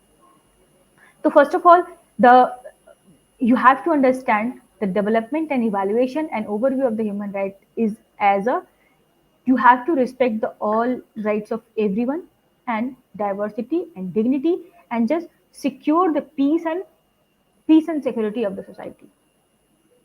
और इन सारी चीज़ों के करने के बाद ह्यूमन राइट के जो अपने रिजल्ट हैं वो आपके सामने आएंगे. फिर हमें ये कहने की ज़रूरत नहीं पड़ेगी कि वो सुबह कभी तो आएगी, आएगी और आ चुकी है. हमें बस उसमें थोड़े-थोड़े इनलाइटमेंट की ज़रूरत है, और जब हम थोड़े-थोड़े इनलाइटमेंट हो जाएँगे उसमें, तो ज़ाहिर-सी बात है कि हमें किसी भी तरीके की कोई भी राइट्स का भेदभाव नहीं दिखाई पड़ेगा. फिर आदमी, औरत, छोटा, बड़ा सब कोई एक बराबर होगा और समाज बहुत ही स्मूथली वर्क करेगा. And then we lead to the welfare society. We have to enjoy the all equal opportunity in the society. और हम कहीं ना कहीं अपने आप में ह्यूमन राइट्स के इन सारे फायदों के साथ आगे बढ़ेंगे. So thank you everyone for listening me, or I hope ki I just able to able to explain all the aspect of development and evaluation of the human rights. So if you have any type of query and question, then you can type in chat box or send by the WhatsApp group. I can resolve it after the lecture. सो यहाँ पे मेरा lecture खत्म होता है. And next lecture जो है वो आपके पास एक स्पेशल गेस्ट है from Aligarh. So the next session is was going to very beautiful and ultimate. So you have to stay connected with us और अपने कनेक्टिविटी को चेक कर लें. हम 2 मिनट का ब्रेक लेंगे और फिर अपने उस गेस्ट को इनवाइट करेंगे और फिर उसके आगे की चीज़ों को कि व्हाट्स ह्यूमन राइट जेनेसिस, क्या डेवलपमेंट है, क्या उनके और भी सारी अलग अलग अंडरस्टैंडिंग्स हैं, उस पर हम बात करेंगे. So stay connected with us and we'll back after few minutes और उसके बाद हम दूसरा सेशन को शुरू करेंगे. Thank you everyone, have a good day.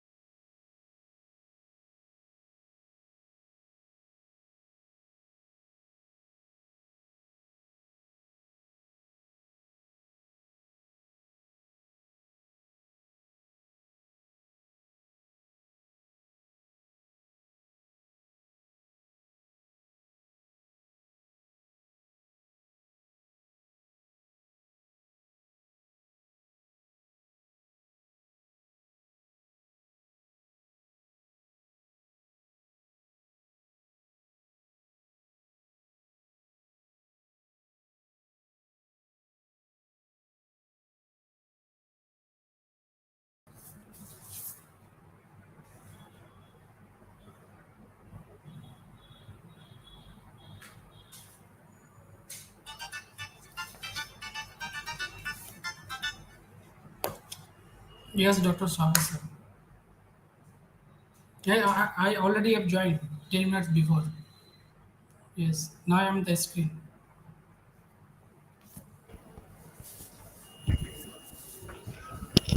Thank you, Doctor. Am I audible? Yes, yes.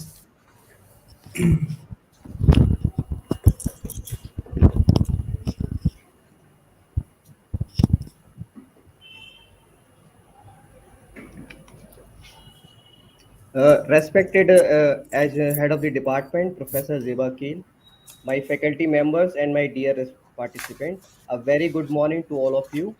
I, Dr. Muhammad Chavez, faculty member of Humanities and Social Science, once again welcome you in this value-added course on human rights, a general perspective.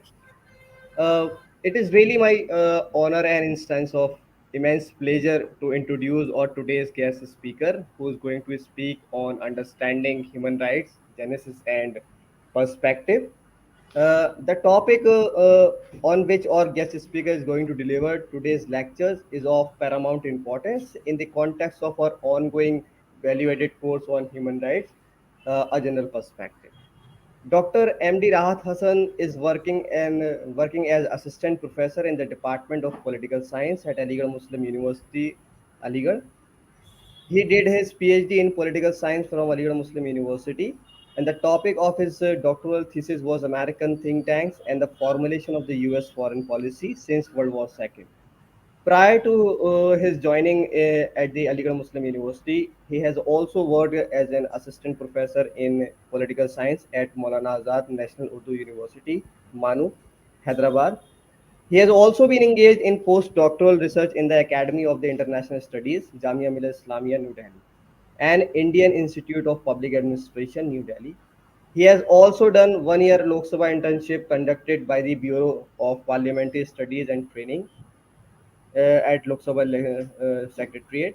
His main interest, research interest, are politics and international relation, human security, major powers, US and China in particular, and politics of South and West Asia, parliamentary affairs, and minority issues in India. He has published a book on foreign policy and strategic issues, think tanks in US and South Asia, and contributed a number of research papers in edited volume and academic journals, including SAGE. For us, he is the finest resource person to speak on this subject. And thank you, Dr. MD Rahat Hasan, sir, for sparing your precious time for making greater contribution in our value-added course by your glorious thought and intellect. Thank you very much, sir. Over to you. Thank you very much, Dr. Savez. Indeed, I am honored and feel very. It's a great opportunity for me for providing me this opportunity to being a part of this course or the program, skill development program, or the for sensitization of the issue of human rights. Dr. Chavez, I think I'm audible to all of you. My voice is coming to you. Yes, sir. You are audible, Yes, sir. fine. Thank you. Okay. So, at the outset, I would like to extend my sincere thanks to Professor Zeba Akil. She is the head of the Department Humanities and Social Science at Integral University, Lucknow. And I also like to thank Dr. Chavez and also another faculty members in your department, probably in your department or in your faculty. Danish Hamid, he was also with me when I was in Jamia, as Dr. Chavez introduced me, brief introductions about me. So all of it's a very pleasure and thanks to all of you, the organizing committee, for inviting me and allowing me to be a part of this induction course or some skill development course. So thank you once again to all of you.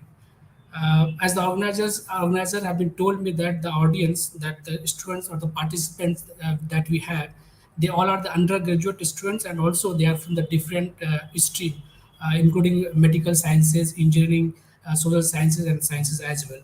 So the topic that I'm going to speak on, that is very in general also, and but the one dimension or the one of the part of this topic is also very theoretical.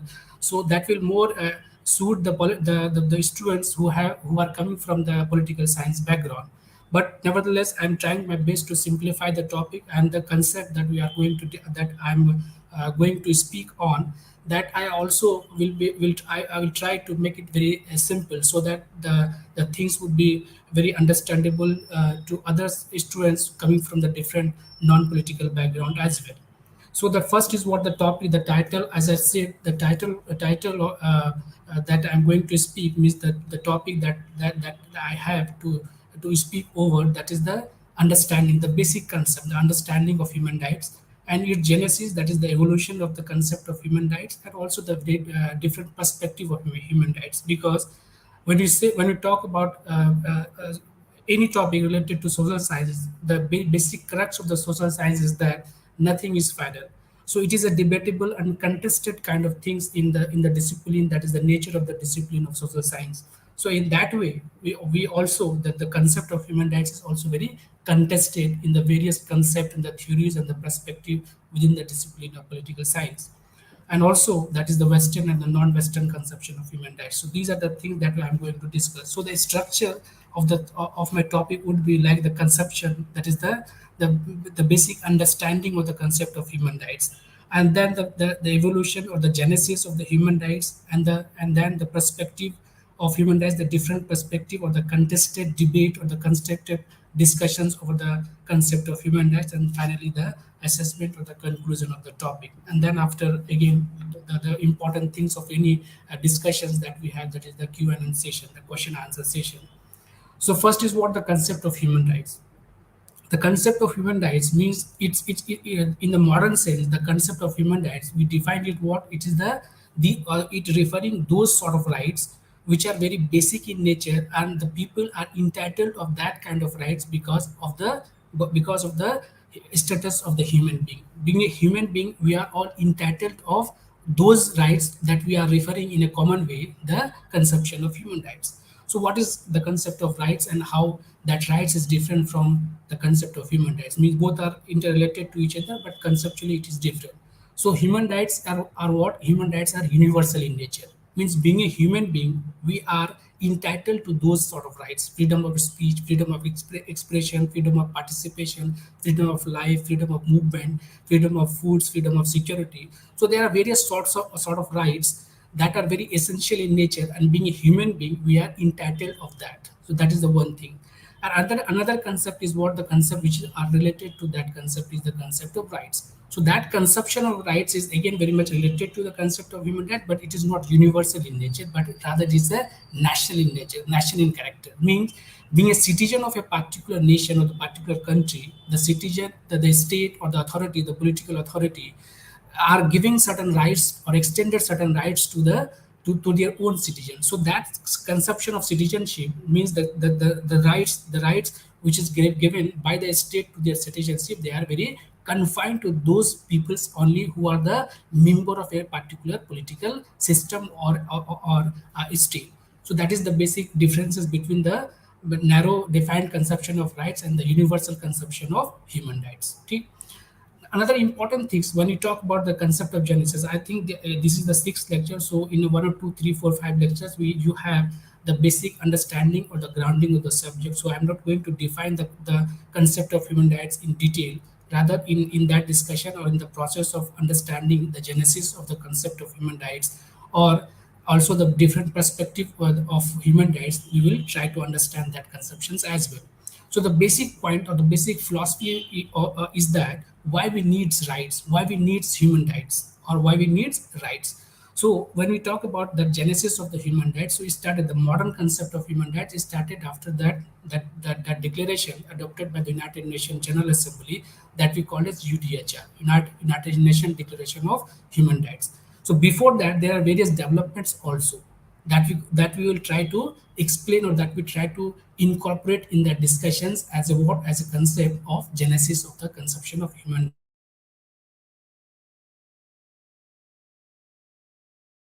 But before that, I'm trying to explain the basic philosophy of the concept of rights, why we need rights, why we need human rights or rights.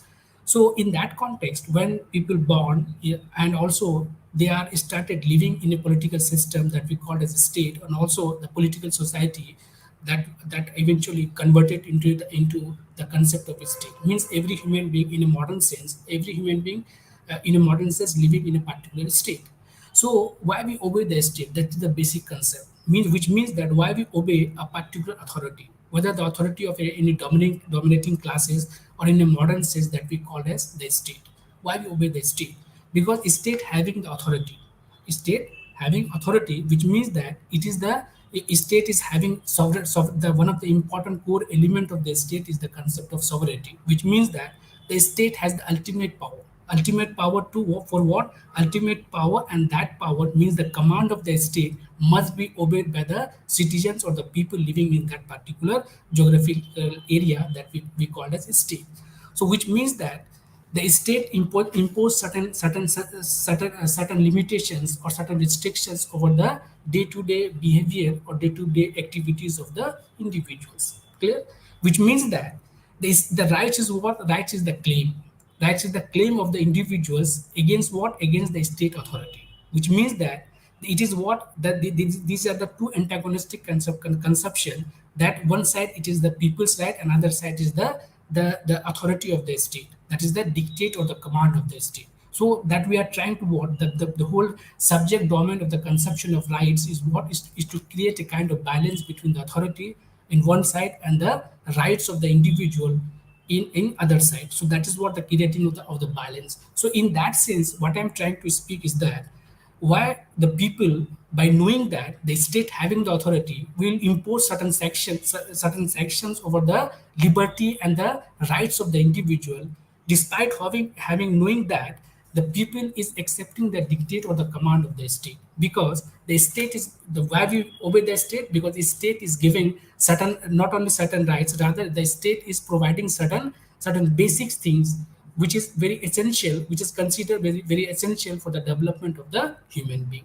For example, kabe liberty, right to life. For example, employment. For example, infrastructure development. For example, economic growth.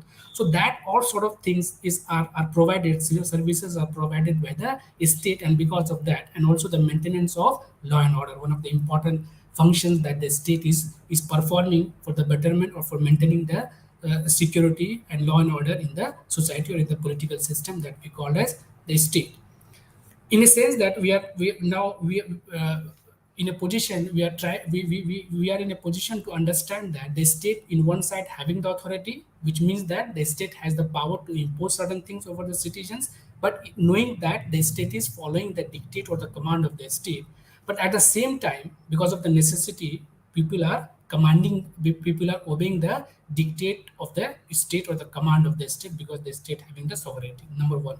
Another side is that this is the basic instinct of the human being, that the basic fundamental rights are also protected or guaranteed by a mechanism that we call as the rights of the individuals. I mean, that should be protected as well. So that is what the creation, a kind of balance between the rights of the individuals and the authority of the state. So that is what the basic philosophy behind that.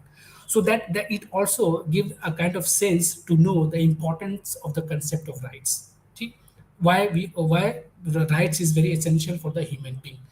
So in that sense, we can say that the rights is very essential. For if you take the example of the definition of Barker, he's saying that the rights is what? It is the external conditions. It is what? It is the external conditions, and which is very essential for the development of the personality of the human being.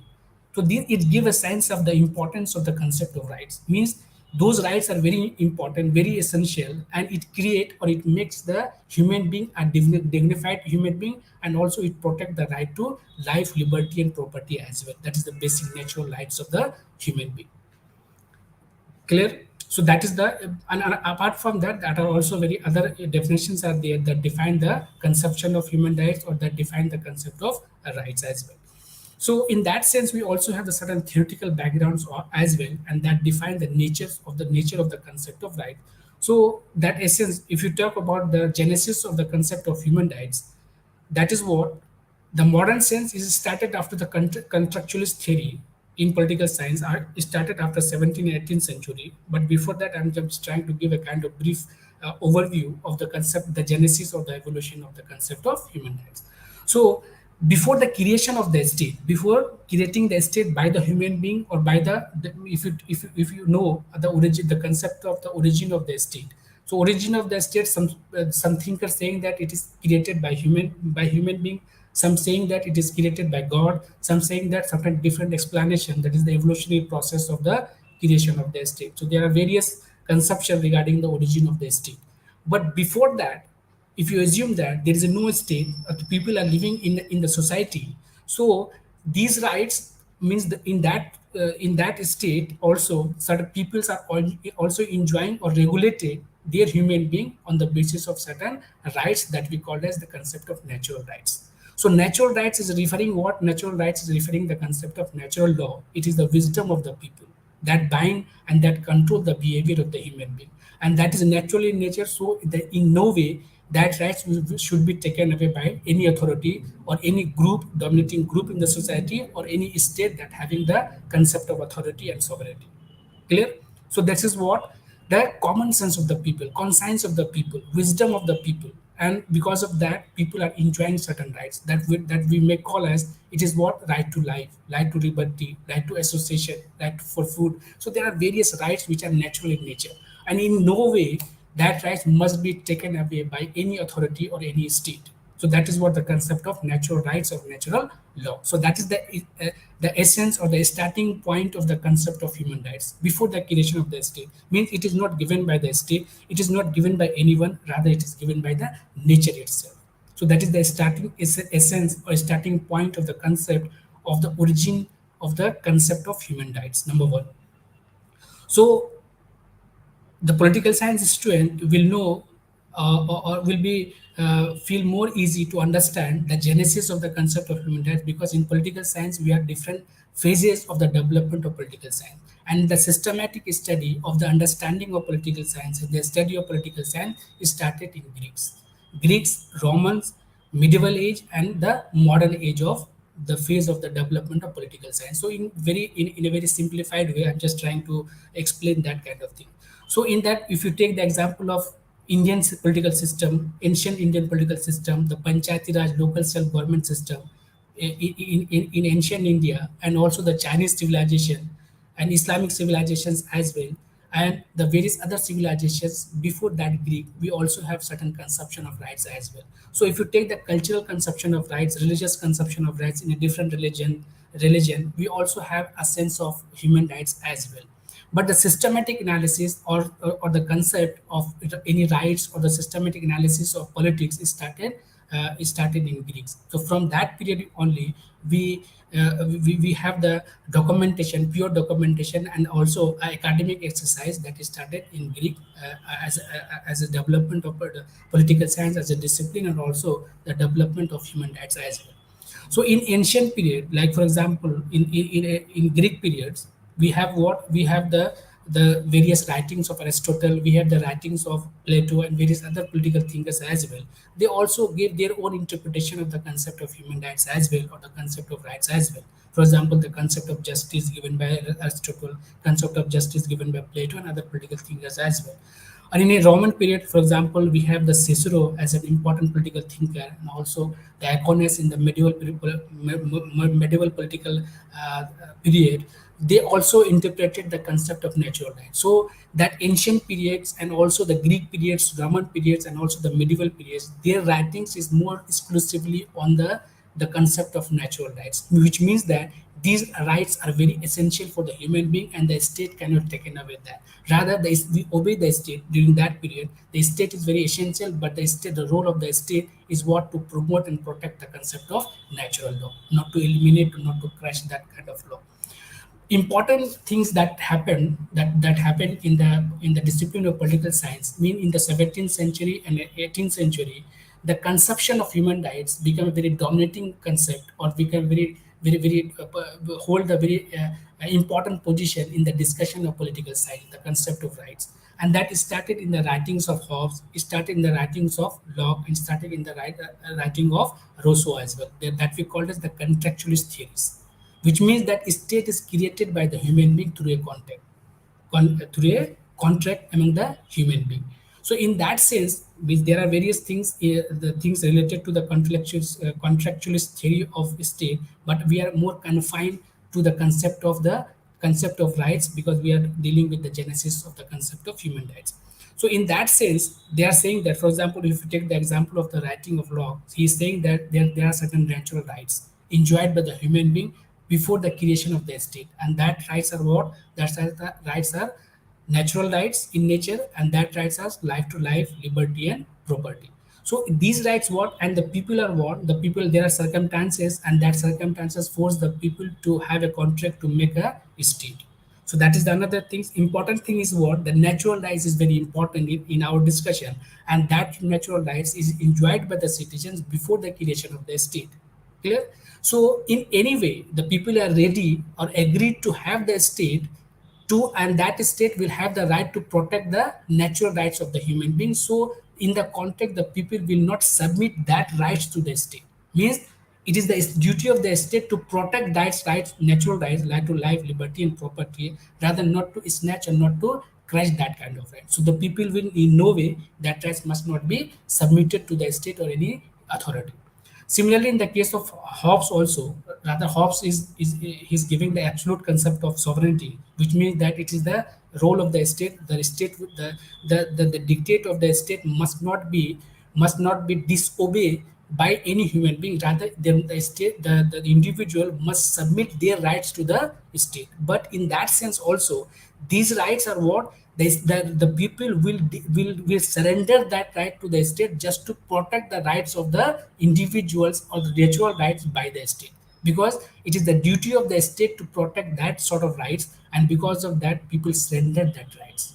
So in that sense also, Hobbes is saying that there are certain rights of the individual. Rights is what? Rights of life, and also the security of the human being.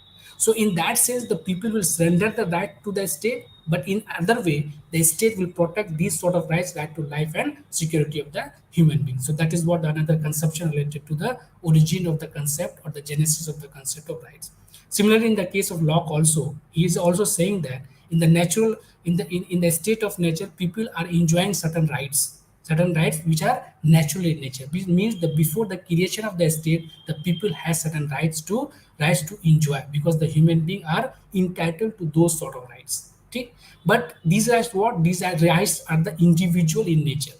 But for collective nature, for the collective enjoyment of the rights, the people will surrender their individual rights that he called as the real will. And in pursuit of general will, which is more improvised in nature, the people will surrender their individual rights to gain more improvised form that we called as the concept of natural, that concept of community rights. Clear? So that is how he defined the concept of natural rights that we call as the genesis, or one of the important essence of the concept of human rights. Clear? So that 17th 18th century, we also have Kant, we also have Green, the rights, the Green philosophy also related to the concept of human rights. So these are the things which is more specific for the student of political science. So I'm not going to go into detail of that, but these are the simple, these are the genesis, or these are the important steps or the important philosophy related to the concept of human rights as an origin or as an evolution of the concept of human rights. Clear? And now the important things in a modern sense means that it started the state. Before that, there's a concept of natural rights, and it is the duty of the state to protect that sort of rights, because people have the agreement to create a state to protect their own natural rights. These are the important things. Another important developments occurred in the European context as well. That is what the various movement in Europe, the various movement and various revolutions that occurred in Europe.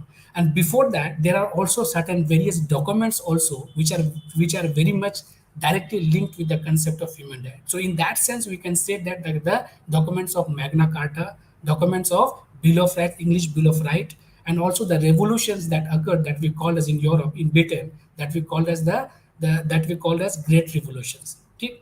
So that revolutions, which means that which is inspired by the Magna Carta and also English Bill of Rights. Okay? So in that sense, what it gives the space for the concept of human rights. So in that sense, we find means that one of the important things, or one of the important dimension to know or to understand the concept of human rights is that there must be a check over the arbitrary actions or the arbitrary behavior or the activities of the state. Means the state must do in according to the will of the people and the wishes of the people, which means that the consent of the people is must be there in the exercise or in the functioning or in the governance of the state.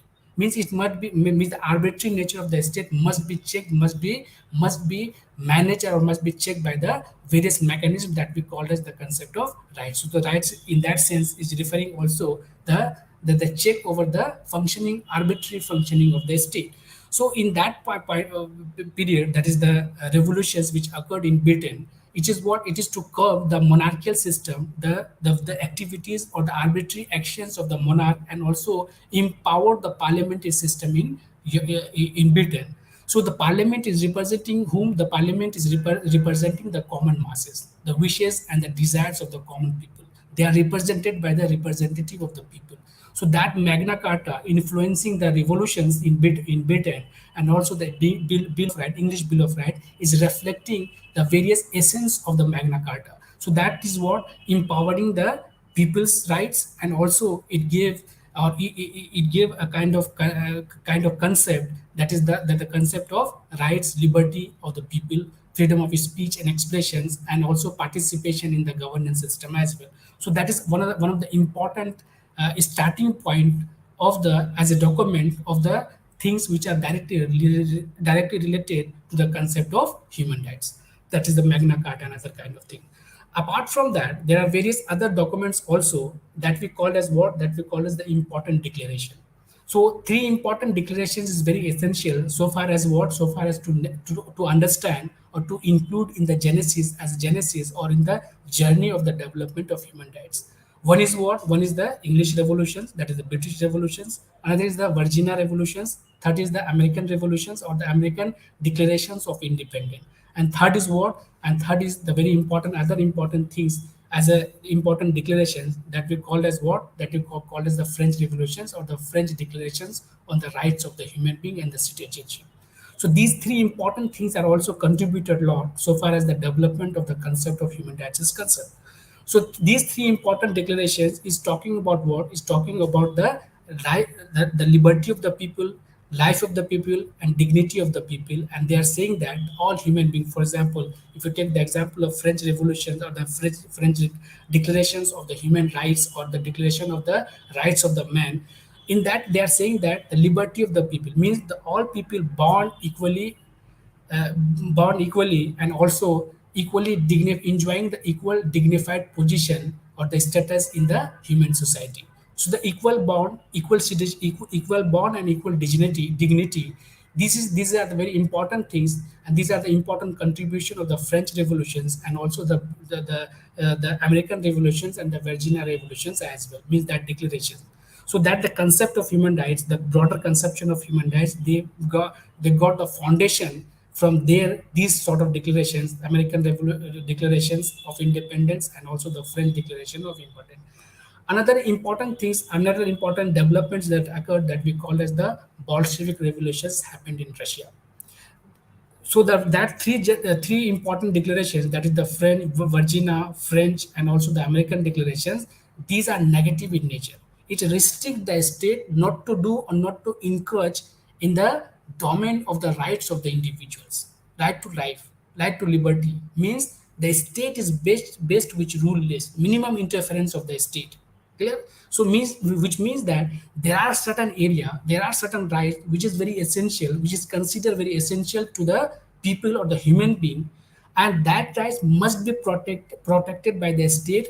Rather, the state must not interfere, or any dominating class must not interfere in that domain of the rights of the individual. So it is negative in nature, which means that it restricts the state not to do certain things that encourage or that dilute the basic conception of the rights of the individual, that we call as the concept of human rights. Clear? Another important thing, movement which happened in Russia that we call as the Bolshevik Revolution, which is positive in nature, which is positive in nature, which means that it allows the state to protect the social, economic, and cultural aspect of the human being. So the economic sense, the economic aspect in the earlier, it is the political and civil. In the Bolshevik Revolution, it is more in terms of economic aspect of the rights of the individual, and in that sense it allowed the state to protect that rights. So it is what it allowed the state, which means that is the positive nature of the human rights. So these important things that we categorize in terms of what? In terms of various important events and also the various international declarations that we called as the declaration of American revolutions, French revolutions, and also the British revolutions as well. And Magna Carta is also included in that, and Bolshevik revolution is also included in that also. Okay? Another important development which occurs, which also contributed so far as the journey or the development of the concept of human rights, is what? It is the international efforts. Okay? So in that sense, we can figure out the two important declarations. One is the Geneva Conventions and also the Hague Conferences, the various Hague Conferences. So three important Hague Conferences and also the Geneva Conferences, which is more related in a specific way. If you try to understand that, it is more specifically talking about the rights of the prisoners or the rights of the people who become the victim of the war or any conflict between the state. So the rights of the prisoners of war, rights of the the rights of the various women, children that are affected by the any sort of conflict between the state or any war between or among the state. So that Hague conferences and the Geneva conference is also one of the important contribution so far as the development of the concept of human rights is concerned. And these developments which happened in the past, they are incorporated in the Charter of the United Nations, and also in the various international humanitarian law also, and also in the various covenants and the treaties which are enacted by United Nations after UDHR, that is the United Nations Declaration of Human Rights. So these are the important contribution, and that contributed or that actually grounded or give the foundation of the concept of human rights in a modern sense. So the modern sense of the concept of human rights got the essence or got the foundation or the basis of the human rights with that sort of development which occurred in the human civilization in the past, and more specifically in the 17th, 18th century onwards. Okay? So in that Geneva Convention and the Hague Convention is very important in that sense also. Another important development it is the concept of humanitarian intervention. Humanitarian intervention is the another important concept related that also contributed for the development of human rights. For example, that if any state violated means it is the role of the state to protect the rights of the individual, rights of the individual, or we can say that the rights of the citizens of that particular state. But if there is the circumstances when the state itself means the domestic state or the home state of a particular citizens involved in the violation of the rights of the rights of their own citizens, so in that sense it is the moral obligation on the part of the other state, that the other state that we call as the civilized state must interfere or must intervene in the domestic affairs of that particular state which are involved in the violation of the human rights of their own citizens, or of their own natives. So that is what the concept of humanitarian intervention. So in that humanitarian intervention, there are various mechanisms developed which also incorporated in the declaration of in the United Nations Declaration of Human Rights, and also that are also give a kind of essence to the development of human rights as well. So that is what the intervention means, the concept of just war. In what circumstances states are allowed to interfere, or in what circumstances other states are allowed to protect the rights of the domestic peoples of that particular other state who are engaged in the violation of the rights of their own natives. So this is also a kind of another development, and that development we call as what the humanitarian intervention, and in that process is also paved the way for the various things or the various concepts that are also contributed or incorporated in the concept of human rights. Clear? Another important things that we call as the concept of international humanitarian law. So that international humanitarian law is also part of the international efforts. As I told you, the Geneva Convention, Concert of Vienna, and the Hague Conference, the various Hague conferences. These are the important contribution that are incorporated in the discipline of human rights, or also in the later on these concepts are incorporated in the various documents of United Nations, and also UDHR and the various uh, covenant that are adopted by the United Nations General Assembly. So that is another important development. And after that, during the war period, that is the First World War and the Second World War period, in that period there are various things happened, and that one of the important things that occurred during that period is the creation of the League of Nations. So the League of Nations is also one of the important contribution of the League of Nations, or one of the important objective of the creation of the League of Nations is to protect the rights of the individual, and also the peaceful settlement of the dispute. So negotiation, diplomacy, protecting the rights of the citizens. So these are the important things, which is again very important contribution so far as the development of human rights is concerned. One of the important development you find in the literature of the human rights as a genesis of the concept of human rights, that we called as what, the role of the United Nations in protecting the rights of the minority. So that is another important contribution of the League of Nations that are contributed for the development or for the enhancement of the concept of human rights. Clear? So there are various mechanisms of petitions by the minority group or the minority. That petitions is put forwarded to the various organs of the League of Nations, and that of League of Nations try to sort out the problems of the minority within Europe and also outside the Europe as well. So in a practical sense, there are various states where there was a persecution of the rights of the minorities during that war period between the various states of Europe. And the institutional mechanisms to sort out the problem of the minority is the league petitions, which is put forwarded by the minority group to the League of Nations.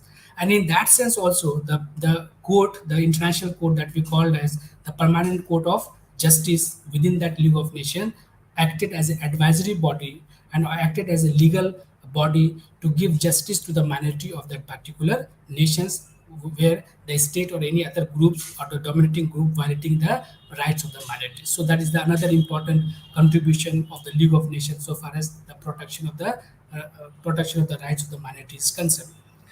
And another important development, which we call as the modern conception of the concept of human rights, that is what the creation of the United Nations. After the Second World War, it was the realization that there must be improvised form of the League of Nations that we call as the creation of the United Nations. So the preamble of the United Nations is clearly talking about the protection of the rights of the minorities and also the peaceful settlement of the dispute by the method of negotiation, discussions, and also the diplomacy. Okay? And Article 2, Article 4, Article 51, Article 41, 42, 42, 41, 42, that all talking about what? Talks about the concept of protection of the concept of human rights. Apart from that, the United Nations also having the various allied agencies also, which are protecting the rights of the individuals that we call as the concept of human rights. So before that, in the League of Nations, during the League of Nations, there was a creation of international labor organizations also, and that continued in the League of Nations as allied agencies. In that, also, in addition to that, international law organization, labor organization, there are also various other allied agencies of the United Nations as well that we call as ECOSOC as a main organ, WHO, and various other similar sort of various departments and organs, allied organs also that protected the rights of the minorities, that protect the rights of the women, protect the rights of the children, protect the rights of the migrant people, protecting the rights of the health of the various health of the people, and also protecting the concept of environment and also the concept of poverty that we called as the non-traditional conception of security. So that is what the creation of United Nations dealing with the concept of human rights and also contributing to the development of the concept of human rights. Clear? Apart from that, the major breakthrough in the development of human rights is what? In the adoption of a treaty or an agreement that we call as the declaration adopted by the United Nations General Assembly in 1948. That is what UDHR, United Nations Declaration of Human Rights. So this is what that documents declarations have 30 articles. There are long list of articles, but the range of that the range or the theme of these articles is what they are related to the right to life, right to dignified life, right to food, right to security, right to education, right to any sort of other development, and right to religion and conscience as well. So there are long list of that article. We do not have much time to discuss one by one article. So these are the basic themes, and these are what it is the basic foundations. And every member state of the United Nations is incorporating that essence of the United Nations Declaration of Human Rights in their own domestic laws as well. So it is what it is a kind of a roadmap, and the various treaties, various agreement, various covenant of the United Nations and other domestic bodies and other member state of the United Nations, they are incorporating that concept of human rights. They are derived the essence of that concept of human rights from the Declaration of United Nations Declaration of Human Rights. So that is the important things which is related to the concept of human rights. And subsequently, there are two important covenant which are adopted by the United Nations General Assembly that we call as International Covenant on Political and Civil Rights. So that is related to what? That is related to the civil and political rights of the people. For example, we can take the example what equal participation, and also the right to life, right to liberty, right for education, and not education, right to participation, and also freedom of speech, expression, freedom of religion. So these sort of rights which are incorporated as a important rights in the covenant of political and civil rights. covenant on civil and political rights. Another important in 1996, another important covenant adopted by United Nations General Assembly is the International Covenant on Social, Economic, and Cultural Rights. So this is what, and the first rights is related to political and civil rights. The second covenant is related to social, economic, and cultural sort of rights. So it is also kind of group rights and also the economic rights and social rights as well. The another important things after that we also called it the various genesis of the rights. The first genesis, the first generation of human rights, that in the genesis of that we can also figure out the various generation of the rights. That is the various classification or the development of the concept of human rights. So that is started with what? That is started the first generation, which is related to political and civil rights. The second generation of human rights is related to economic, social, and cultural rights, and the third generation of the rights is related to the group rights. And another important development that we call as the fourth generation of human rights, which is also called as the digital rights, which means that the cyber security, also the access to technology. So these modern technology, development of modern technology related to, and in that development of modern technology, the things which related to the violation of your human rights and also the protection and promotion of your rights, which is also included in the fourth generation of human rights that we also call as a digital conception of rights. So these are the four generation of rights. In addition to that, this means the United Nations Declaration of Human Rights and also the creation of the United Commission for Commission of United Nations Commissioner, Office of the Commissioner of United Nations.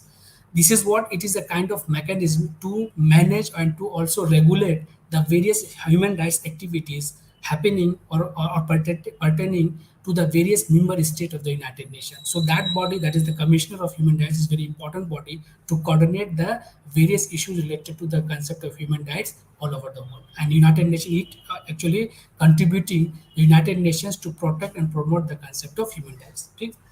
Apart from that, there are various another important covenants that is incorporated or adopted by the United Nations General Assembly. In that sense, there are nine important covenants or the declaration of human rights that is adopted by the United Nations General Assembly. So these are the important covenants that we call as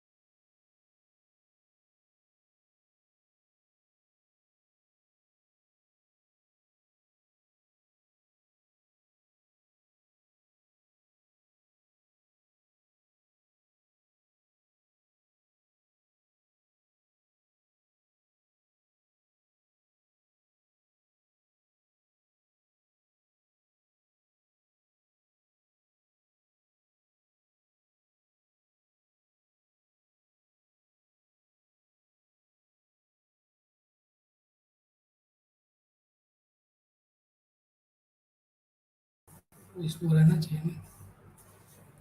Hello,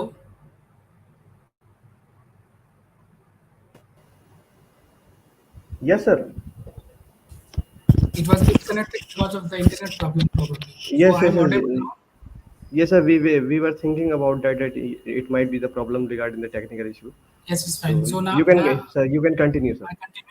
So I have one 10 to 5 minutes also, 5 to 10 minutes probably. Yes, yes. You have I searched have 10 10. minutes. Yes, Yes, it's yes. fine. You have. Yes, so another important declarations, that is a covenant or declaration subsequently adopted by United Nations General Assembly. It is what ICERD, that is International Convention on the Elimination of All Form of Racial Discrimination. So that ethnic or racial discrimination is also protected by the this covenant adopted by United Nations General Assembly. Another important covenant related to that is what International Covenant on Civil and Political Rights of the Individuals, adopted in 1966. The next important things related to the protection and the promotion of the human rights is the International Covenant on Economic, Social, and Cultural Rights. Again, it is adopted in 1966. Next is the Convention on the Elimination of All Form of Discriminations against Women. Another is the Convention Against Torture and Other cruel, and also the degrading the rights of the human being, or the illegal, degrading treatment of and punishment of the people. Convention on the rights of the child, protection of the rights of the all migrant people, migrant workers, and the member of their family. So there are various important. Another important development in that 2005 is the Convention on the Rights of Person with Disability. So there are long list of that convention and also the declarations adopted by United Nations General Assembly, so far as to promote and deal with the various dimension of the rights of the people or the rights of the individuals and the protection of their rights as well. So these are the various important genesis and the modern concepts of genesis of the concept of human rights. So it started with the ancient civilization, Greek civilization, and before that also, and end up with the adoption of the United Nations Declaration of Human Rights, creation of the United Nations, and the various agencies and the various documents and the conventions related to the protection of the rights of the minorities, rights of the women, rights of the disabled, rights of the childs, and also the migrant peoples, and also various other sort of rights which are incorporated by these declarations as well. So these are the important things that we call as the genesis of the concept of rights. So the another important thing, we cannot go into detail because I have to finish another part of the discussions as well. That is the various perspective of the concept of human rights. So in that sense, the concept of human rights means the protection of the rights of the individual. So in that sense, if that rights is guaranteed to the state, which means that state as an instrument to protect the rights of the individual, so there is no any sort of disagreement. So there are certain basic principles of the concept of rights, or we can say that the human rights, and the state as an instrument to protect with their various instrument and agencies to protect these rights. There is no any sort of disagreement over that.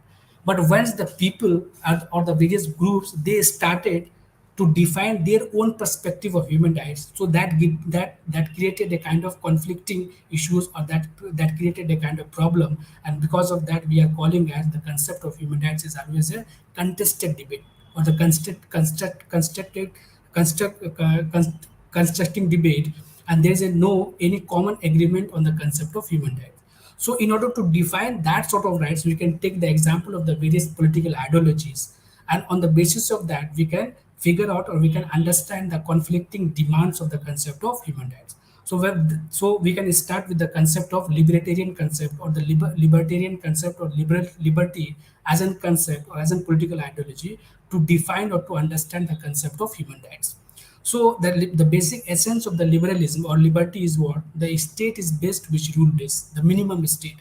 And state is considered as a means, and the basic objective of the state is to protect the rights of the individual. So the rights of the individuals, or the rights of the human being, is the final thing, is the end of the purpose of the state. So in that sense, it is the rights of the means the concept of equality, concept of justice, concept of social justice, equality, concept of rights, freedom of speech, expression, the individuality of the every human being is the basic essence of the concept of liberalism. Okay? But again, the concept of equality, that is the basic things or the basic purpose. Concept of equality, equal treatment, non-discriminations, equal access to the political system. So these are the basic things which is very considered as a noble or as an ideal concept of human rights. But in a practical sense, it is only the dominating class. It is the argument given by the another school of thought or the political ideology that we call as the communist political ideology. Okay?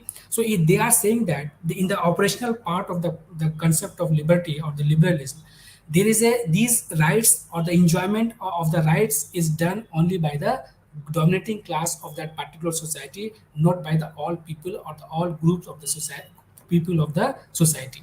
So it is what they are talking they are talking about the communist perspective of rights. They are saying that there is always a two type of class there in the political system. One is the dominating class and another is the oppressed class. So that dominating class actually having the all sort of instrument, instrument, and that instrument, instrument is actually is used to exploit the rights of the dependent class, that is the oppressed class. Okay?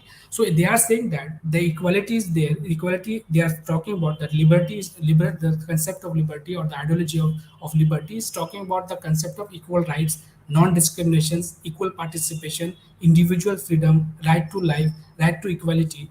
But in a practical sense, that rights are only enjoyed by the dominating class only. So there must be what there must be a temporary government of the depending class or the oppressed class, that is they called as the proletariat class. So this is what the concept or the phase that we called as what that we call as the phase of socialism. Eventually that socialism will be converted into a communism, and the basic differences between the socialism and the communism is that is started means the rights is defined in terms of what rights is defined in terms of freedom, means the equal participation, and also the rights is defined by the socialistic and the communist societies that everyone is according to their own needs. Earlier it is everyone is according to their work, and then the socialism is defined in terms of everyone is according to their work, and the socialist is defining the concept of rights is everyone is according to their needs. So that is the basic differences, and these are the basic criticisms of the socialistic pattern or the socialistic ideology against the liberal conception of political ideology. Okay? Another important things that is very important so far as the development or the various the another dimension or the perspective of human rights is that it is the feministic perspective of human rights. So the feministic perspective of human rights, they are talking about the rights of the female is must be protected in the male dominating society. So they are saying that these are the rights, well-defined rights, right to equality, liberty, freedom, whatever the rights we have already have as a concept of human rights. But that rights are not equally enjoyed by the all in the all section of the people in the society. More particularly, the female section of the society is not enjoying that sort of rights. Rather, these rights are only enjoyed by the male, because we have the male dominating society. So the concept of rights interpreted by the feminist or the feminist perspective of rights, they are saying that there must be the protection of the rights, there must be a mechanism, there must be legislation, there must be instrument to protect the rights of the female in in a male dominating society. So that is another flavor or another perspective of the concept of human rights. So that is started with liberal concept of human rights, challenged by the communist perspective of human rights, and third is what the feminist perspective of human rights, and finally it is the non-western concept of human rights. Take western and non-western concept of human rights, and we also called as the another interpretation of that non-western concept of human rights is what the concept of Asian values. So these developing nations, means the Afro-Asian nations, they are saying that the concept of human rights as a benchmark, as a moral principles to justify the concept or to define the concept of human rights, it is Eurocentric, Western centric. It is the concept which is given or which is put forwarded by the Western countries. Their values become a universal values. So any value system cannot be universal in nature, because every political system, every political society or the society having their own interpretation of rights. You can take the example of Africa, you can take the example of Middle East also. For example, the concept of hijab and other kind of things. So they are saying that these Western dominating concept of human rights is actually they are trying to universalize that, and in that way they are trying to dominate over us, and they are also trying to dilute the Asian values or African values, and so there must be a kind of non-universal or non-Western concept of human rights that we call as concept of cultural relativism. So this is what there must be a kind of diverse types of rights, Western and non-Western, and that must be according to the norms and values of that particular society as well. So this is another important variation, another important flavor so far as the various perspective of the concept of human rights is concerned. So that is this it become a contested kind of things, a debatable concept. There are also the criticism put forwarded by these groups of rights against the Western universal conception of human rights. So this is what the concept. So in that class, we discussed the concept of human rights, genesis of the human rights, and the various perspective of human rights. So I think we have the detailed explanation of the concept. So if anything is left or any person is not able to understand my talk, so in the question answer session we can discuss the things one by one. So over to Dr. Chavez, Mohammed Chavez, Uh, organizer of this lecture. Thank you very much, Dr. Rahat Hasan sir. You have placed very important, very valuable things in front of our participant, and our participant definitely learned so many things from you, and they came to know various important aspects in the context of our ongoing value-added course, which is based on human rights general perspective. Now we have also received many questions from our participants. So can we ask from you, sir? Yes, yes, go ahead. Yeah. Sir, first of all, I I do would not like have any to. question in the chat box. I do not have any questions, so probably you have to speak that. No? Yes, yes, sir. That On is the behalf of format. them, Yes, yes, on behalf of them, I would like to yes, it's place fine. their Yes, questions in front of you. yes, So yes. Go one ahead. of our student asked that what is the difference between fundamental rights and human rights? Fundamental rights and human rights. So as I said Yes. that there are two category, broader category of rights. One is we call it as the general conception of rights. Another is what is the concept of human rights.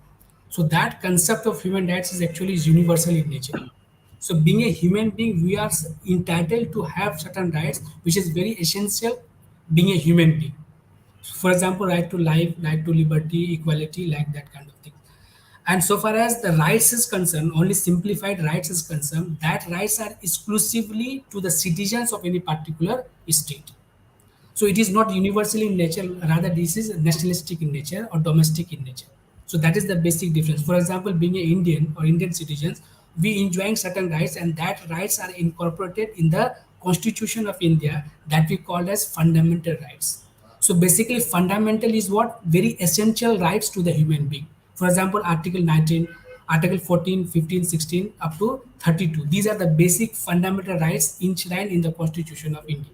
So this is basically the concept of rights, and that rights, when we theorize that, when we contextualize that in a theoretical sense, that we call as the concept of right. So there is that the concept of theoretical explanation in a practical sense that we find is as a concept of fundamental rights. So that is the two important classification: human rights, concept of human rights, and concept of rights, or that we call as fundamental rights. Thank you, sir. Our second participant wants to know that what are the special rights for the women and men in UDHR 1948 document?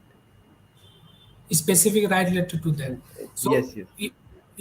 important articles she is talking about, or anything related to uh, Uh, she, any important he, article, he wants to ask that article number. what are the other articles, what are the other rights other than the fundamental rights which are mentioned in the UDHR.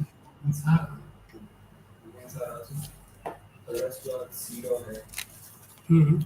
As I said that in that Universal Declaration of Human Rights, there are a list of articles, that is 30 articles is there in the UDHR. One by one, we cannot talk about that, but there are specific, means it is universal in nature, so it is applicable to all human beings. If you specifically talking about that declaration, the basic conception of rights, that as I said that International Convention of the elimination of all form of racial discrimination. So that in that we also have the conception of rights of the women as well. And again, then we have the International CEDAW Convention of Women Rights, that we call as CEDAW. It is specifically related to the rights of the women, that we call as CEDAW. CEDEW. Clear? Yes. Okay, sir. Sir, now or one of the that we faculty call that member. we call as, in detail we call as Convention on Elimination of All Form of Discrimination Against Women.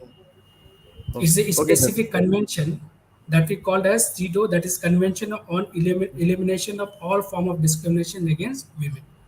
Oh, Clear? sir, yes, sir. Thank you, sir. Now, sir, one of our faculty member, whose name is Dr. Khwaja Danish Hamid, he is also assistant professor, wants to Rights ask a question from you. human rights. Okay, Sir, what? so one of our faculty member, whose name is Dr. Khwaja Danish Hamid, he is Ah, also yes. assistant professor in our department, wants to ask Yes, a yes. question I know to you. him. I know him. So he has question for you that he says that in the name of Homeland Security, U.S. intel agencies have violated civil, political, and privacy of its own civilians like Edward Snowden and Julian Assange just for speaking truth, which went against the vested U.S. interest. Don't you think that Homeland Security as a concept should be rethinked? Secondly, he wants to ask that don't you think that bulldozing Palestinian home by Zionists in the occupied territories is a clear-cut violation of human rights, and why international community is silent on the issue and so vocal on Ukrainian war? Yes. The Khwaja Danish Hamis, I know him. I was in Jamia, third world studies or international studies, so he was also there in that. So as Yes, I, in the starting point, I started, there must be a kind of balance, the concept of human rights or any concept of rights in a philosophy, in a theoretical way, because this is not a practical thing. In a practical way, we can see it as a violation of the human right, but in a philosophical way, the concept of human rights means means if the people is allowed or is allowed to enjoy freedom in an absolute way, then we cannot say it as a concept of rights. Means the rights, duties, and the security of the nations or the security of the others fellow beings in the society is equally important. So the basic principles or the basic objective of any statecraft or the policy makers, they're trying to create a balance between the rights of the individual, security of the nations, as well as the various other groups in the nation as well. So the rights, duties, and the security, so that must be created a kind of balance between that. And in the discussions, because we have the very limited time and the topic of are so diverse and so vast, so many things I'm not able to incorporate in the discussions. One of the important thing is what it is the limitations of the implementations of the various mechanisms related to the concept of human rights. So the weak state, and so non having the weak instrument to implement the conception of human rights. For example, if you take the example of United Nations Declaration of Human Rights, so it is what it is not a binary things over the state, the member state of the United Nations. It is the obligations on the part, moral obligation on the part of the state must incorporate these conception of the declaration or this conception which is there in the declaration of the United Nations Declaration of Human Rights. So the institutional mechanism in the implementations, and also the state which are the member or which are the party of that declarations or the United Nations, they also must have the moral obligations to implement that sort of rights in totality. So if there is any sort of violation is there, so it is what it is the interest of the state. So the Hobbesian conception, the realistic conception, and also the Kent Walsh conception of the state security, so that realistic interpretation sometimes also take the overstage related to the or in relation to the concept of human rights. So the interest of the state that become more important so far as the policy maker is concerned, and in that process they violate the rights of the peoples as well. And more interestingly, the champion of the human rights, for example United States, for example various other European major big powers, the major powers, they are consider themselves as a, or they are claiming themselves as a champion of the rights of the individuals, but they are there only when the things which are related to the protection of the rights is concerned, when it is only in relation to the domestic people, their native peoples as well. So far as that issue is concerned, to the other nations or the other people of other nations is concerned, they consider their interest, their national interest more important rather the interest of the individuals or the rights of the individuals of the different nations, the different people in any part of the world. So that is also one of the important lacunas in the implementations of the human rights is concerned. So that awareness and the moral obligations on the part of the state so far as the implementation of the concept of human rights is concerned, and also the institutional mechanisms to implement the and the power and the jurisdictions to implement the various issues related to the human rights is concerned, these are also as a, creating a question mark so far as the implementation of the human rights is concerned. I think I'm able to explain the things. Thank you very much, sir, for your kind Any explanation other to us. question? So yes, we have question, but we have also limitation for the time. So thank you very much, sir. We will send all the rest of the questions to you. Then you can answer them, and we will But I am not definitely able to send. interact with the young mind of your faculty, of your Yes, sir. department. We will definitely have a chance to invite you, and I we was more are. interested to interact with the young people, young mind. Yes, sir. So that I We are will. also eagerly waiting of you for interacting with our student, and we will definitely invite you. And we liked in that you come here and enlighten our student in the offline mode, sir.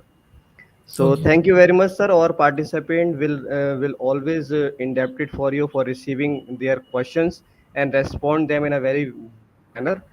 Thank you very much, Yes, sir. yes. Now I would like to request our Honorable Head Professor Zeba Akil ma'am to kindly propose a vote of thanks to our guest speaker.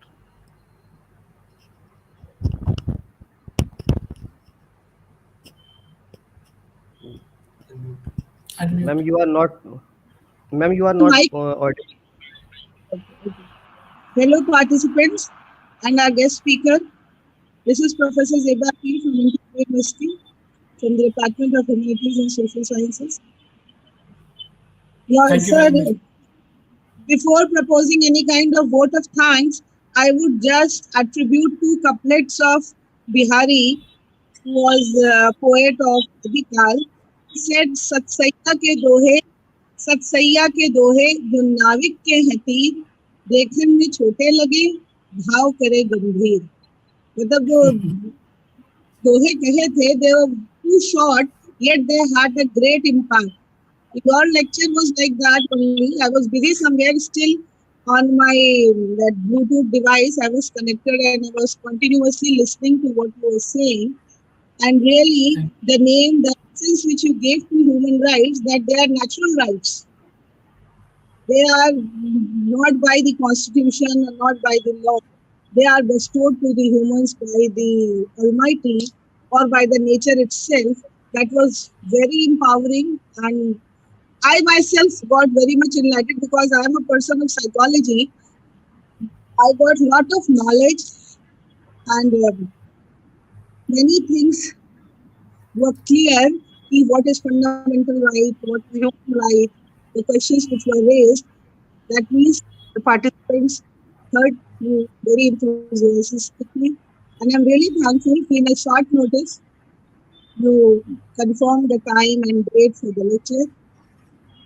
And just being the representative of the department, I'm really indebted to you and I look forward to for offline lecture when when you are in Lucknow, when we will be meeting. And we will Thanks once again for coming yeah, thank you and very much, ma'am, sparing for your inviting time. me. Indeed, I am very thankful to you for Yes, inviting really. me or allowing to become a part of this exercise, lecture exercise. I am very thankful to you, and Yes, I this is always the right ready. We all choice. academics in always ready to interact with the young people, students, our students in the campus or any other campuses. We are always Okay. ready for that. Whenever you are in a city, just give a call. Then we will arrange a meeting with the students who will further get knowledge from you. Whenever you are in Yes. Lucknow, you just give a call. Then we will fix a time. And arrange it for you. Thanks once again. Thank you. Thank you. And a Okay. special thanks Thank to you. Dr. Chavez, who for a great resource person who enlightened us. Thank you. Thank you, sir. Thank you very much. Okay. Sir. Thank you. ये 2 घंटा बोल गया क्या? नहीं नहीं, 1 घंटा of किया है